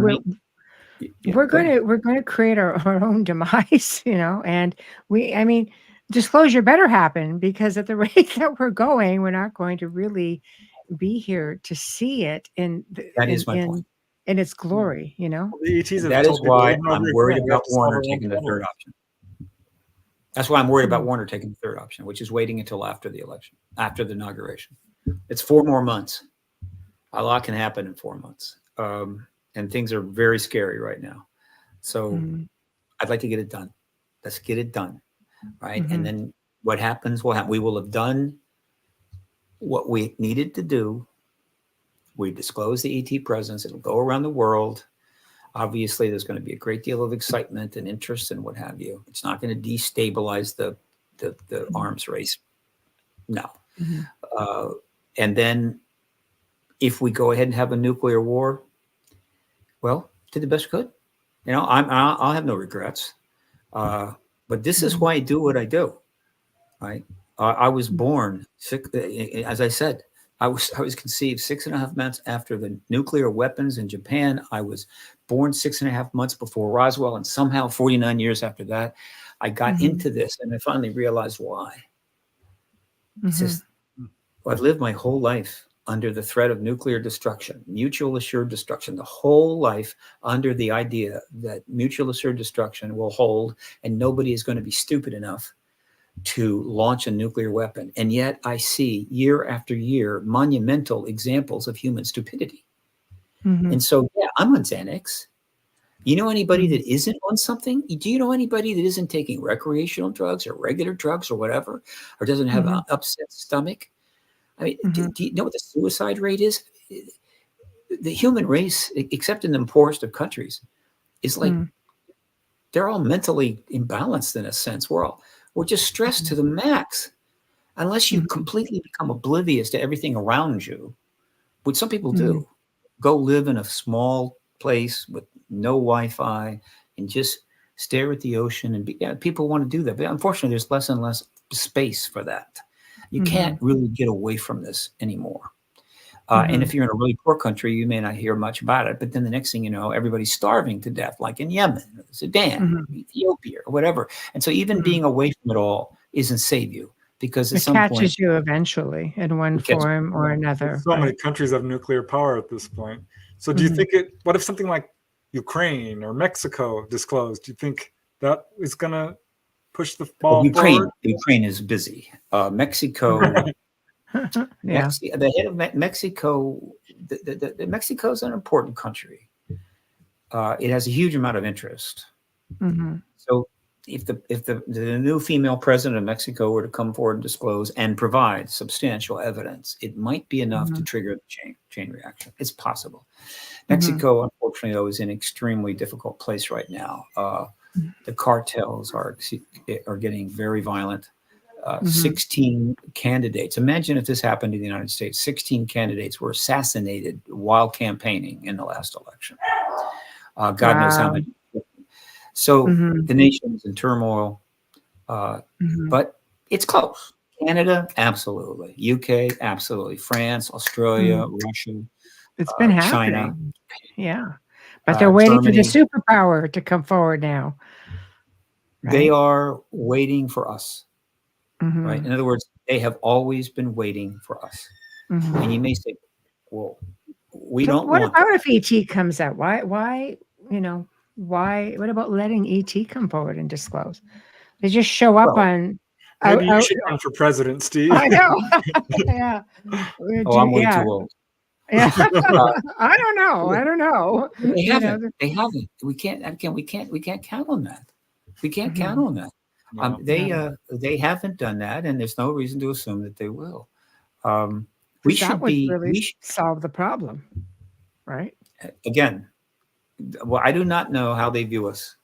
I do not know what their range of Sure. decision making is. All I know is they haven't done full out open engagement yet. They may have in the ancient past, but that's the ancient past, doesn't count. They have taken very clear actions, made very clear statements to many contactees that indicate that they're fully aware that we're really screwing up here. But I am not aware of a single contactee that's ever reported that they were told by the extraterrestrials that they would intervene. Now, there's been hundreds of thousands of accounts, so I'm not suggesting that there hasn't been one such account. Agreed. But if there had, if they really intended to do it, they wouldn't tell one contactee that. They'd tell thousands of contactees. Yeah. What they do is warn us about our future. Exactly. But they don't say, "Oh, we're going to come save you." So it's our job to solve our own problems. That's what they tell people. Yeah, up to a point. And so, and here we are. Look, if it wasn't for star travel, if it was impossible, well, obviously star travel is possible because I think they come from the stars. But let's say that they knew that we were 1,000 years away from being able to travel to the stars. My guess is that they would be much less active and not really involved that much.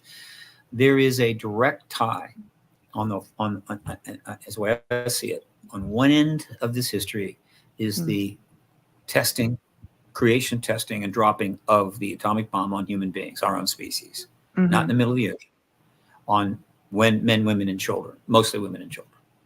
That's the beginning.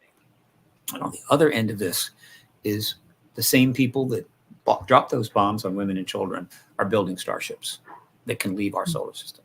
That's the time frame. And it appears to be approximately 100 years from around 1947 to 2047, roughly, right? Because I think that's how fast we're closing in on it. 100 years, not a long time. And all of this is happening in that space. And it's been happening from the very beginning. Now, I'm learning more about possible crashes prior to 47. And one of the reasons of that is Michael Schratt is going around now doing an extraordinary presentation about the work of Leonard Stringfield, who is one of those great researchers who did unbelievable work fairly early, was not somebody running around trying to, build a Leonard Stringfield world. He just did his work and hope people would come see it. But apparently there's evidence for crashes prior to 47, and Stringfield investigated that and had a lot of people talking to him. 46 and maybe even before, which is significant. And if it's true, it will be fascinating to learn how those crashes were so well handled that they simply weren't even anywhere known at the point of Roswell. Remember, Roswell, if there had been any crashes prior, Roswell was the first crash where they put out a press release and said, "We have a crash vehicle." It's like that was the first one, right? And even then it remained hidden for till the 70s. It wasn't really talked about at all. Imagine if there had been no press release and they'd gotten everything and nobody knew anything at all. And it moved forward. It would have made it a lot easier to play this game as we went forward. So this is all history that I hope will come out eventually. I mean, the history of all of this, it deserves dozens of documentaries beyond even what we have, major documentaries with millions of dollars of funding. By the way, I think we've done a lot. We've done a lot here. I think it's time to go to promos, if you don't mind. I'll wrap it up. Getting late. Please. Yes. But promo number one. I don't have the page handy.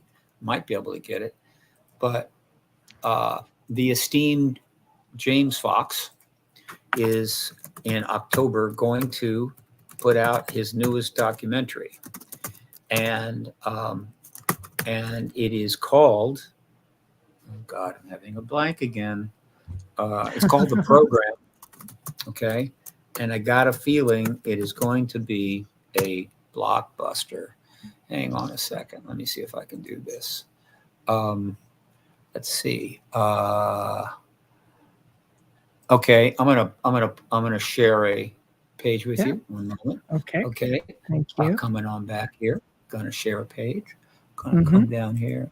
James is, I love James Fox. He's one of the greats in this field. His contributions are just hard to measure. But this is again another example of this process of wrapping up the truth embargo, ending it. We're in this final stage where things are happening faster than the government can keep up with. It is here we go. It's already been written up in the Hollywood Reporter. Okay. Wow. All right. Here we go. New doc. The program set from the Phenomenon director, James Fox. And it's going to include all the people you expected. Grush. Wow. Mellon. All of the top people. All the people in this field. In other words, he was the guy who certainly deserved this access and got it. And this is scheduled, I think, from October 23, if I'm not mistaken. Let me see. See if they have a date. I'm not seeing it yet, but I have heard that it's October, and I think October 23. So that is a few, just a short time before the election. All right. Let me see. And so that's coming. All right. And look for that. There are other projects going on in Washington, in Hollywood, and in the film industry on this. Higher, well, let me do it this way: more professional career people are getting into this because they're realizing it's all true now. And by God, boy, we're going to make a lot of money. And they're putting together nonfiction projects at a level that, of course, we would have dreamed of 30 years ago. Two major examples. J.J. Abrams, one of the biggest producers in all of Hollywood, A-list, created a series called UFO on Showtime. This was 2 years ago. Highest rated program in the history of Showtime. Big surprise. A lot of money spent. Okay. Yes. He didn't get the proper consulting with people in our world. Okay. Kind of worked with, it's like, because we're all crazy, right? We actually believe it was true when the government said it wasn't. So we got to be a little nuts. So one of the shows was a problem, but nevertheless, he did it. He is now doing a follow-up. Okay. And I forget the name of it. I think they changed the name, and I'll have to check, but they changed the name from UFO because I think that I know why they did it, but essentially it's the second season of UFO, and that's coming very soon. Meanwhile, Steven Spielberg, you remember him. He's done some fine fiction and narrative fiction on the subject and made a small fortune. Well, he's about to do his first nonfiction series. He did his nonfiction series. It's called Encounters. And again, he did not get and consult with, I think, people in our world sufficiently. And so he screwed up one of the episodes badly. Okay, but still, that's Spielberg doing nonfiction. That's huge. Yeah, that's right. More is coming. And so because we're in this transition and because media is so critical, a year ago, almost a year ago, publicist Dan Harari and I formed an organization called the Hollywood Disclosure Alliance. And the reason we did this was simple. The last months of the truth embargo need all the coverage it can get, right? I'd like to encourage it. But the post-disclosure world is going to be an incredible time when the demand for content, information worldwide is going to be off the charts, okay? And so that's going to happen. But what is not clear is to what degree the big shots, and believe me, the big shots are going to jump into this with both feet, okay? The ones with giant studios, multi-million-dollar budgets and everything else. To what degree will the big shots who have now seen the light of day reach out to all of the citizen researchers, activists, journalists, documentarians that have been carrying all the water for all these years without much compensation, while the government is saying we're nuts? To what degree will they do that? So we created the Hollywood Alliance to facilitate it. And let me show you that page. Hang on. Right? Okay. Where is it? There it is. Okay. Oh, wait a minute. Forgot to do this. Got to come down here. Go here and share and share and there and here. So this is the Hollywood Disclosure Alliance. It is the only really entity of its kind in the world. The goal is of the Hollywood Disclosure Alliance is to provide more unified voice in the media leading up to and following the impending revelation of the presence of extraterrestrial life. Disclosure, that should have a capital D. Through storytelling in feature films, documentaries, and TV programming, we are a media-centric resource, teaming those actively working within the research side of UAP and ET with those actively working as storytellers. It's nonprofit, 501c3. It doesn't cut deals. It gets no percentages. It simply networks people together to do this, to help them find each other, also to acknowledge that they're interested, right? In other words, to come forward. And so that is the Hollywood Disclosure Alliance. It is a nonprofit. We are taking donations, tax deductible, and the front page has a thorough description of that. Now, here's how it's built. We have, the founders are myself and, oh, wait a minute. I just realized I can't do that. It's funny, but I've been able to scroll on some others, but not with you all. You should be able to scroll right down. I mean, it should Started to, yeah. But I mean, I can't go to an internal page. I think that just doesn't work. That's strange because I've done it from let me try it again. Let me see if it works this time. Okay. Hang on a second. Tell me if a new page comes up. Do you see a new page? No. Yeah, No. there it is. Yeah. Sure. Oh, great. Founding members. So you got it? Founding members? You see it? Yeah. Okay, we great. see it. Now we can do it.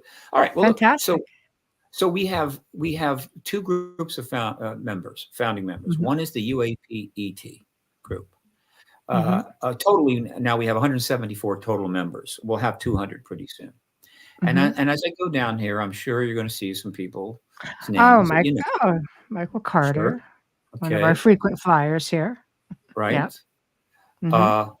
And they have all agreed to allow their face and bio to be put up here as founding members, making it clear that they support the mission of the truth embargo. I mean, mission of the Hollywood Disclosure Alliance. And so we have about, 70 some of these. All right. Okay, fine. So in addition to that, we have another group, and this is what we call Hollywood founding members. Now, these are, when I say Hollywood stands in for the entire content industry. US, Canada, UK, India, wherever. Everywhere that professionals are making content, we use Hollywood to stand in for that. And so we have quite a few members, about 70 some. These are all people with professional careers of one type or another in the content creation business. Some have actually careers in both, literally in the UAP world as well as the Hollywood world, and they have to pick one. And so they pick the one that's most appropriate. We have one Oscar winner. We're working on a second Oscar winner. That's our Oscar winner right there, Shirley. And we're working on another. And so there's a lot of talent here. Now, obviously, we would love to have some of the major stars and so forth in Hollywood join us. Many of them have shown interest in this subject. And we think one day they will. And when they do, our ability to raise some serious funding so we can do more work will expand. But we're not quite there yet, but we're going to get there. And then we have supporting members. And these are individuals who have provided any money to us, have given any donations. When they do, they go up here. This is an interesting way they've done this, but it's fine. And that'll get as long as we want it to be. So that is the Hollywood Disclosure Alliance. And we think we're trying to get it developed so that in the post-disclosure world, we're going to have our people be part of the content being created. And the work that we've all done will play a role there and have influence. And it's bringing these two worlds together. And I'm very proud of this. So far, so good. We need to raise some money, though, because we're running it out of our back pocket. But still, very proud of it. Now, let's see. There's probably some other things I want to share here. Hang on a second. Let me see if this changes. Okay, well, I've shown you. Let me see. Did this page come up? Do you see a new page now? Not yet. That's an internal page. All right. We're still supporting members here. Yeah. That's all right. So I'm going to stop sharing. I'm going Mhm. to go back and I'm going to show you this. This is in a fairly important matter here, at least for me, at least. Present, share, and this one. So I showed you the Paradigm Research Group site a while back, and you saw it. It's a substantial site. It's about to be changed, and here's why. Why I waited so long, who knows why. Sometimes there's a time and place for everything. But certainly, given how close disclosure is, I had to take a move. And so while operating as a sole proprietorship, exempt from any government interference as a tax deductible entity or a tax free entity, tax exempt, I finally have registered as a 501c3. And so now Paradigm Research Group is a 501c3 District of Columbia tax exempt organization able to accept tax deductible funding from any American citizens. And that starts now. Now I haven't gotten the donate page up yet, and the GoFundMe up and so forth. But this is underway, and essentially, this is all about the Paradigm Research Group to have a role in the post-disclosure world. I've now got to get serious funding, and this is going to help me raise that. I've got a number of key projects that I want to do, and that will totally appropriate for the post-disclosure world, or certainly for this period. The single most important, the one most important right now is I want to hold a 7th X conference. I held 6 X conferences back in the early aughts, and I want to hold X conference 2025. I've already done the research, and it's would be held at the Press Club, but I'm going to have to raise about $25,000 to do that, to set the date. Until then, I cannot set the date. So PRG is a nonprofit. I'm going to rejigger the website so it reflects its new incarnation, which is essentially a think tank. A small, maneuverable think tank. Danny Sheehan is, of course, creating a massive organization called the New Paradigm Institute, but I'm a small entity. But I have a history. I have some ideas. My office is just a block and a half from the White House. So I'm in the middle of the action. And so Paradigm Research Group could be a player. I have plenty of people that want to volunteer to be consultants or advisors, create white paper, whatever. So that's where PRG is going. I invite you to think about that and, spread the word. And then the other thing I want to show you is this page. Hang on. Okay. I'm going to drop over for this. No, hold on. Let's go here. Okay. Present, share screen, share, and let me see if this comes up. Do you see the New Paradigm Institute? There we go. Yep. Okay. This is important. Okay. Danny Sheehan has wanted to create this for decades.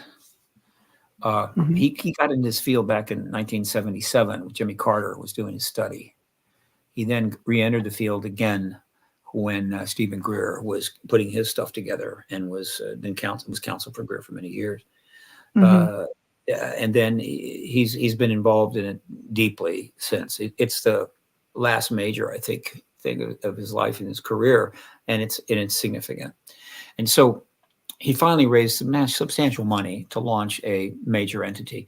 It is a nonprofit operating out of California as a subsidiary of another nonprofit, the Romero Institute. It's the New Paradigm Institute. And they've already got a very high level website, which reflects obviously their work and projects. A project coming up is Global Disclosure Day, October 20. I will be speaking. It's online.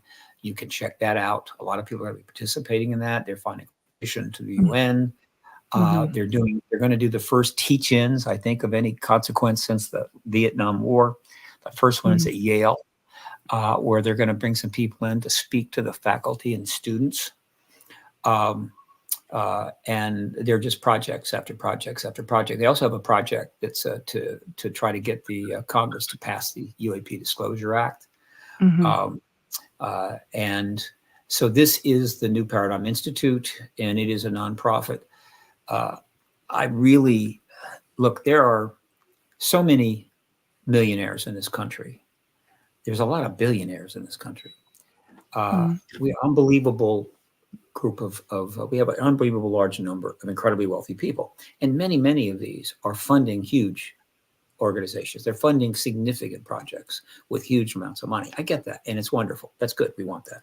Mm-hmm. But the ET issue is still coming out of the stigma imposed on it by the US government for decades. That stigma is gone. And this thing is happening. And so disclosure is the biggest event in human history. This is going to be the think tank on this issue, post-disclosure, for a good while. And it is limited by only the amount of money. It has unlimited projects it can do. And so if there's somebody out there that is capable of giving $40 or $50 million to a presidential campaign, as many did, this is something that's going to be affecting the planet for forever, for a long time. It's worthy of that kind of a donation, right? Whether it's 50, 10, 15, 1 million, it's worthy of those kinds of donations. This is going to be the think tank in the post-disclosure world, and its intentions are nothing but positive. In other words, how can we convert disclosure into solutions to the worst of our problems so we can start chilling out on this planet and not have to live every day knowing that somewhere on the planet, all over the planet, people are suffering, dying, wars are taking place, women and children are being killed, the environment is being degraded, all of that, and having to live with it day after day. We can fix that. And so this is the New Paradigm Institute, and I'm promoting it really hard because it deserves to be promoted very, very hard. And Danny Sheehan is a legend. I encourage you to check him out. He has a website which shows his career, which is just amazing. Let me go ahead and see if I can get that. Let me see if I can find that one, then we'll wrap up with that. I am so proud that he is a friend and colleague. I can't even tell you. It's like, how did that happen? Right? All right. Danny Sheehan, whoops. And he doesn't promote himself enough. You know, he's too busy working to like tell everybody how wonderful he is. You know, and I get that. Some people are like that. You know what I'm saying? Let's see. It's not that. Bingo, right here. Okay. This is his. I got to share it. Hang on. Gonna go back. All right. Present, share, and there we go. Alrighty. So this is his website. It's also the Romero Institute. And this site is where you can get a much more comprehensive bio of him. Let me see. Here's his biography, right? And I encourage people to go and read this man's bio and see what a legend is made of. All right. This is the bio. Okay. There's no fluff in there. He's also written a biography, half of his biography called The People's Advocate. It's out of print. If you can find it, buy it. This is a great man, and he is on our side and has been on our side for quite a long time. Again, he deserves all the support that we can provide, in my view. Coming back to you all. So there you go. I think I've promoted myself. That's okay. That's okay. You've earned that. My goodness, you're a wealth of information, and I'm so glad that you returned to the show. It's been a long time coming, and you have an open door policy. Whenever you'd love to come back, we'd love to have you. Anything you want to share, it would be awesome. And I will most certainly, all your links, by the way, are posted in the show description. I'm not one of those people that don't put anything there so people can't come and find you. They can come and find you that way. And I'm hoping that you can push forward with this. I'm hoping the results will come as you'd like them to, because I think it needs to happen. If anything, just to overshadow everything else that's happening in the world that is bringing us all down, anything that can bring a little bit of light. We need to get excited again, like we were when the space program was getting close to landing on the moon. We got really excited then. There's been some other moments like that. We need something. This is bigger, though, far bigger than that. Well, By it's the a way, I long want to mention connection. I am on Twitter. You can at Steve Bassett or Paradigm Research Group. I welcome all Twitter followers. So consider getting me back on after the House hearing. I think it's on November 13th. So sometime after the 13th, let's do another one at Well, least. I would love, I mean, I'm booked all the way into January. Well, So congratulations. thank Great. you. And Preston has a show every Monday night called The Light Gate, and it's all UFO related. In fact, a lot of the people you've mentioned have been on the show, and I was happy to see, looking at your website, of all these people who are involved in your Hollywood project. Many of them have been on the show, and I love John Semple and Jack Roth. I'm actually working on a project with them right now, consulting on a new film project that they're doing. So I can definitely vouch for them. Michael Carter's a very dear friend. So I love seeing familiar faces. These are, when we see people we relate to and that we recognize and that we know are doing great things out there, I think that helps the cause. So, and I should mention, if somebody is as a substantive career effort or work in the UAP ED genre, or substantive career in content creation, right? Right. And you think you'd like to be a member of the Hollywood Disclosure Alliance, get in touch with me or Dan Harari, and we'll check it out. You might very well get joined up. And let's see, so there was something else. Oh, and again, doing podcasts is probably the most important thing that I do, frankly. PRG has some nice projects if it gets funding, but by and large, I've done hundreds and hundreds of them. I have a podcast list of interview lists of programs. It's now at 257. I've actually shared that list with quite a few people. If somebody wants that list, I'll send it to them. No big deal. And I keep adding to it. The podcast army, let me tell you, the podcast army was a non-trivial thing that the truth embargo people did not see happen. They had already been buried in a social media situation and everything. And then the podcast thing shows up and they realize this is just ridiculous. I mean, now it's possible to talk and interact and interview and be seen all around the world. And everything is archived. It never goes away. And so the whole internet is piling up with all these statements and interviews by people that basically make the point that the truth embargo is completely useless. And somehow or another, they've clung to it. But the podcast army is just one more aspect of all of this that guarantees we will get disclosure without question. And then post-disclosure, I predict the podcast army will grow even bigger, right? Because everybody is going to want to talk to everybody. Oh, I can tell you, UPRN is growing by the week. We get millions of listeners. The subject is not going away. It's not going away. It's growing. And I love that. So I will be in touch with you. I will email you and I will connect you up with Preston. If it's okay, I'd like to pass your email on to him. And then you guys can connect, with his show, which is spectacular.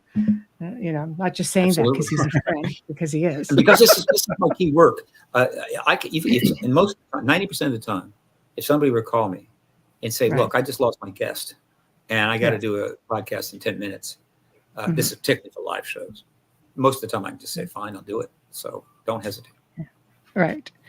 We're going to pass you around, Steve. That's the way it goes. All right. Thank you for joining us tonight. Yes, thank you very much. That was awesome. A pleasure. All right. Thank you. Good night. Well, everyone, we have come to the end of another fantastic segment. Big thank you to Folgers Coffee, of course, for sponsoring this shindig. And big thank you to United Public Radio. And thank you to Preston, who hung in there with me tonight. I know usually we interact a whole lot more with chat. Very, very difficult. Steve has a lot to say. And I know we really pride ourselves on giving our guests the absolute fullest attention.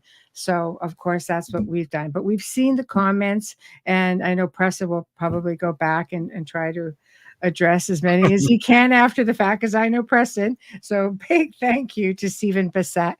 And tomorrow night, guys, another really special night here in the Outer Realm. We welcome Mindy Toutfest, and she's going to be discussing her book, Dying to Meet Them, A Woman's Incredible Journey from NDE to UAP. And she's going to talk about her NDE experiences and what she calls the void, not with the typical scenario that you would expect. But she talks about this internal journey of growth and her investigation and research into the correlations previously, tongue twister, found between UFOs and near-death experiencers, using the Omega Project while taking them a step further. And she describes them in really great detail based on her own personal experiences. I can tell you, like, I read this, and I mean, I just wanted to hug her. I had to email her. I wanted to really hug you, Mindy. Like, it was just amazing. So tune in for that, and we'll get back on track with chat as well. And don't forget to check out Preston, Dennett, Dolly Saffron, Monday night on the Light Gate, 8 to 10 p.m. Eastern Time. So thank you, and we love you all big time, and thank you for participating in chat. So we'll say good night. Thanks, everyone.